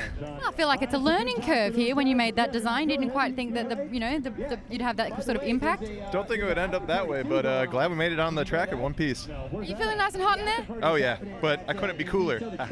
I see what he did there. The puns are happening here too. Back to you guys. We don't even need to make one now. It's already been done. We cannot exceed the pun ratio per team. So that's it. It's been done. You've just been rubbing off on everyone, Jimmy. Jimmy, 2 more teams left. I know. 2 more teams. Team 46. Who is it, Tina?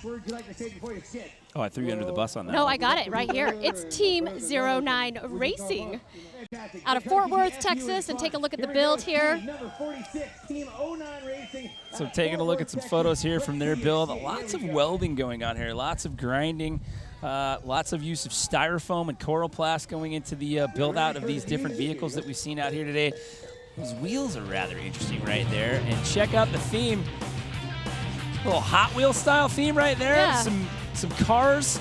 Well, they competed in 2018 Hot Wheels Legend Tour and made it to the semis with their design. Oh, and they've got pink spray coming out. Wow, I'm going to have to give them the nod in presentation right there. They've got a smoke canister right there. They're making everyone eat their dust. Oh, I just got a mouthful. Oh. Might have to get some respirators for that one. That stuff is stinky right there. I know, right? Yeah. Got a couple of local law enforcement over here. They're like, I don't want to smell that. Hold my breath. Oh, man. You guys have just run the sheriffs out of here with that one. And here we go, sending it down the hill. And this doesn't look like it's going to roll very far at all. Reminds me of that stuff that they spray when you see in war movies where they mark helicopter landings and whatnot to get in the war zone. That's what it looked like. And it definitely doesn't smell much better. And everything's just coming apart right here on the 09 Racer. What is that? It's behind us now. That's why it's all over the place. Well, I lied. I said this thing wasn't going to make it down the hill. I thought it was going to completely come apart, but they are meandering down the hill right here, and it's managed to hold on thus far as they get over that Gives You Wings wedge there. Well, they have definitely made an impact at the top here. They just cleared out the entire staff and most of the fans up here on the start structure right here. That stuff was, it was a cool look, but man, it was pungent. Well, they crossed the finish line with a time of 53.8. That's not going to do it here. Oddly enough, the amount of time it takes for the smoke to disperse to get away from your general line of sight. Yeah, so let's see what the judges make of that. The judges are all still holding their breath right now after that smog out by the smoke bombs right there. Can you imagine being in that thing and driving it? They're like, get me out of here. There's just stuff just flying off of this thing from the get-go. This is why I thought it was just going to go south right there. They were going into the hay bales. I thought it was all done. Yeah, they were losing stuff right out of the get-go. But they maintained, and they even maintained over these jumps. Good on them. Even the top of the vehicle stayed in one piece. That's impressive, too. Some of these taller ones, they tend to not hold up very well, especially when you start getting knocked around pretty good. All that stuff that adorns the top of these things tend to just get lurched off into the pavement. So the judges have now taken their respirators off, and they can all see again through the pink haze. And a couple of 8s, a couple of 9s, and Pudge is like, man, you just blew out my nasal passages. I'm giving you guys a 5. Maud, can you breathe down there? Yeah, I was going to be like, calm down, guys. It can't be that bad. That was not fun, was it? Looks are one thing, but it's an audience participation with the showmanship here. But I'm a little bit surprised that it's in one piece, because that was a low-riding vehicle. When it came out here, it was taking all the hay with it because it was touching the ground.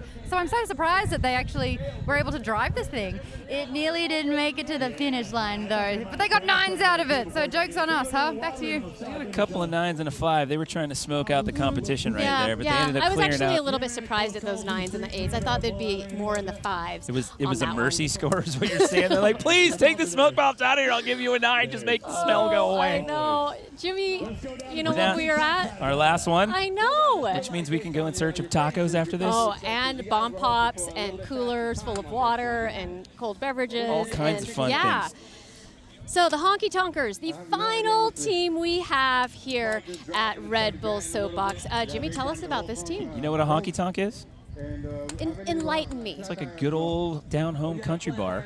And these guys all work at one out of Fort Worth, good old place called Billy Bob's, out there by the Stockyards. It's been a staple here in the Metroplex for a long, long time here. And check out the craft right here, looking at a shot of the Fort Worth Stockyards over there. It's a big tourist spot over there. Much like here in Austin Ranch, they've got longhorn steers that are on display down there. That's why you see the steer theme right there. But it's kind of like this Old West theme. So back in the day, this was the place that cattle were brought to. This is where you sold your cattle. We have these meat packing houses over there in downtown Fort Worth. So they still have that kind of theme, and you can go around over there and check out some cool restaurants and some cool shops, and they've kind of kept it a lot as how it was back in the 1800s. So that's kind of the theme of what they're going with here. And we have Billy Bob's, which is a good old honky-tonk, Texas style right there in downtown Fort Worth. Yeah, and what a team to round out and finish off this Red Bull Soapbox here in Dallas.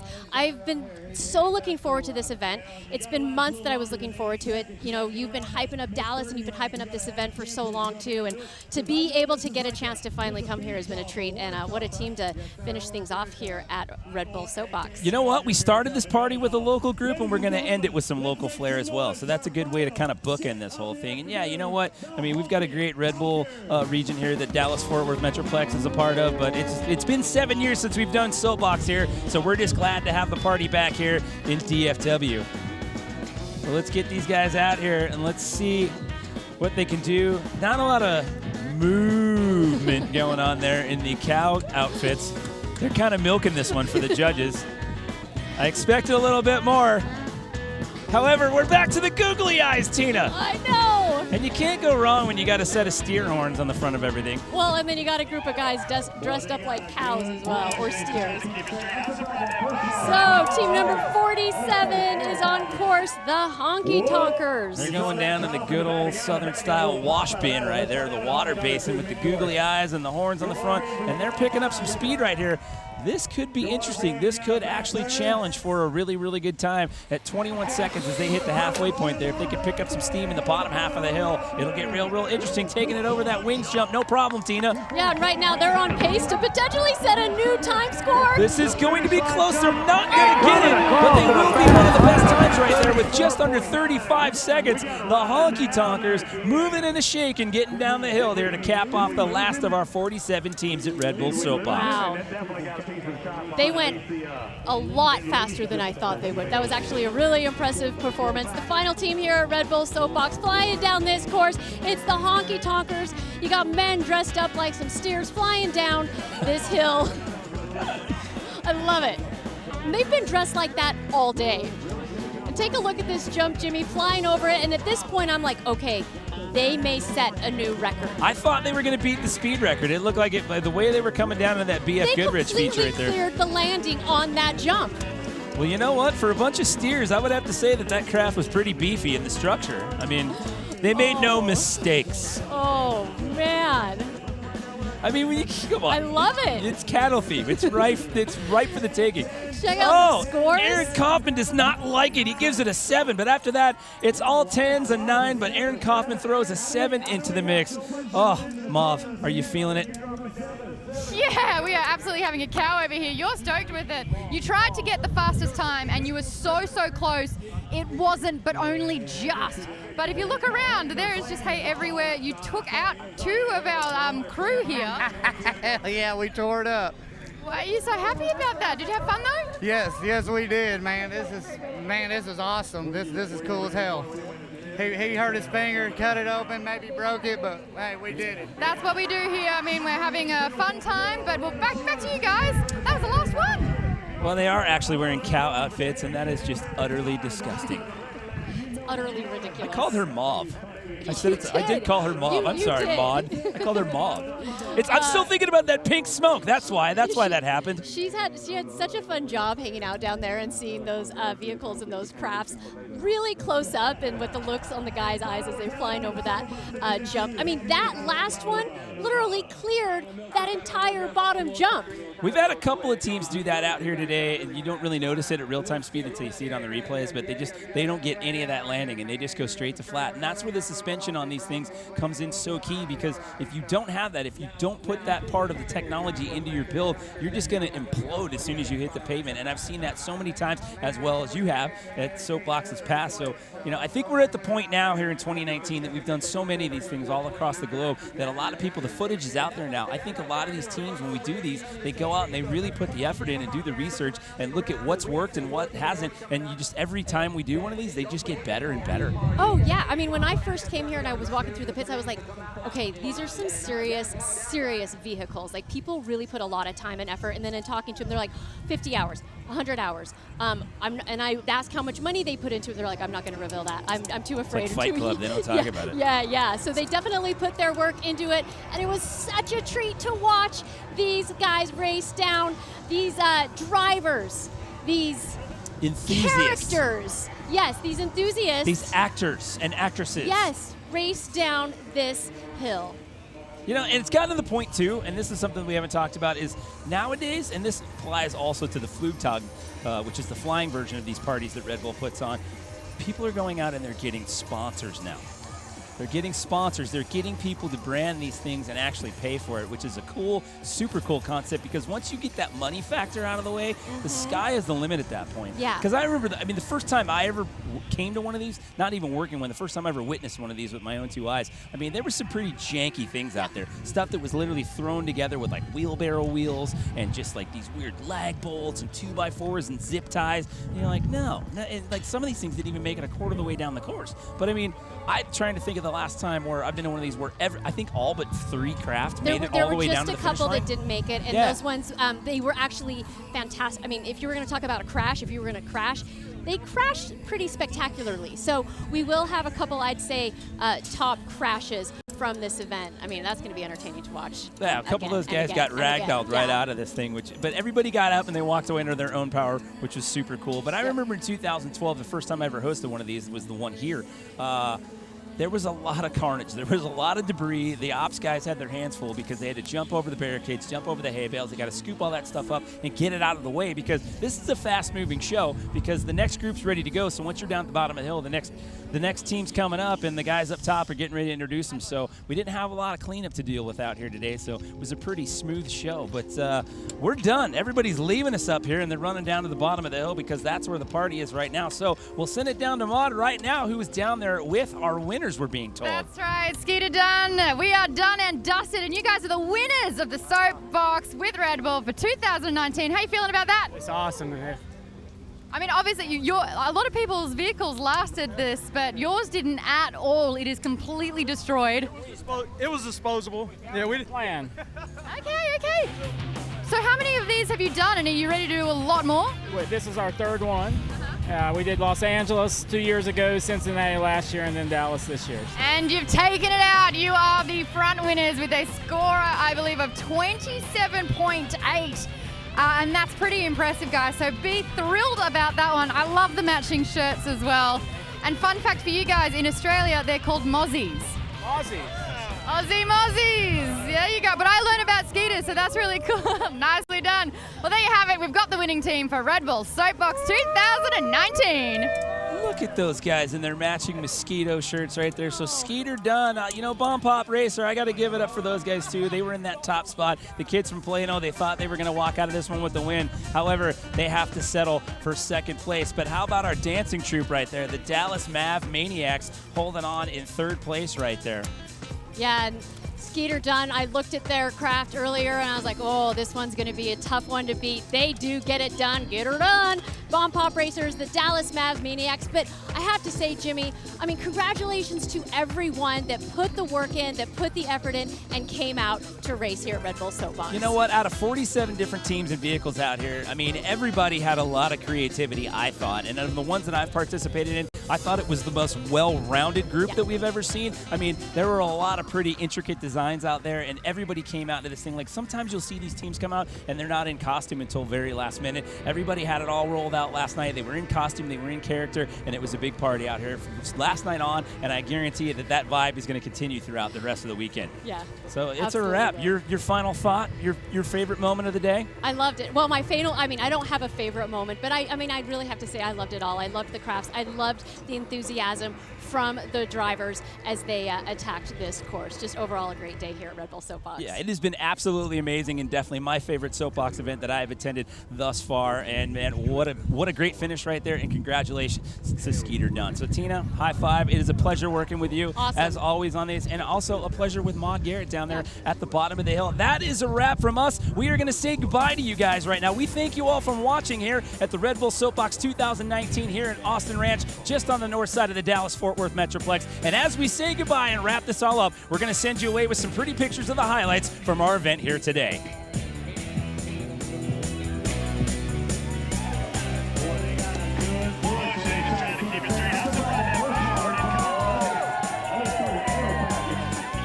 Whoa, the guy in the back got a little pop out of that one. Let's find out what a honky dogger do mid-course.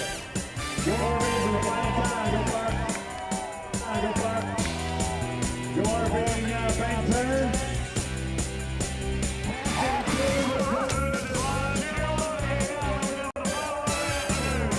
47, the honky dogger's doing it. Bill Goodrich Digger, the finish line jump, and coming across in a fast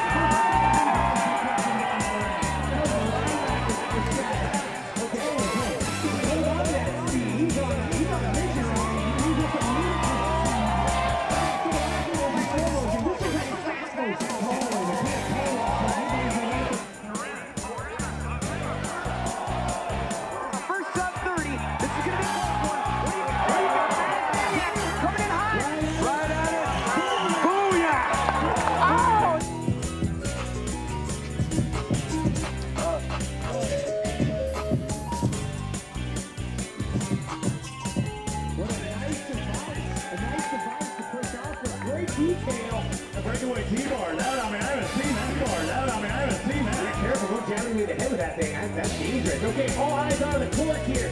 Good speed, nice push, excellent showmanship, creativity, and what they are bombing.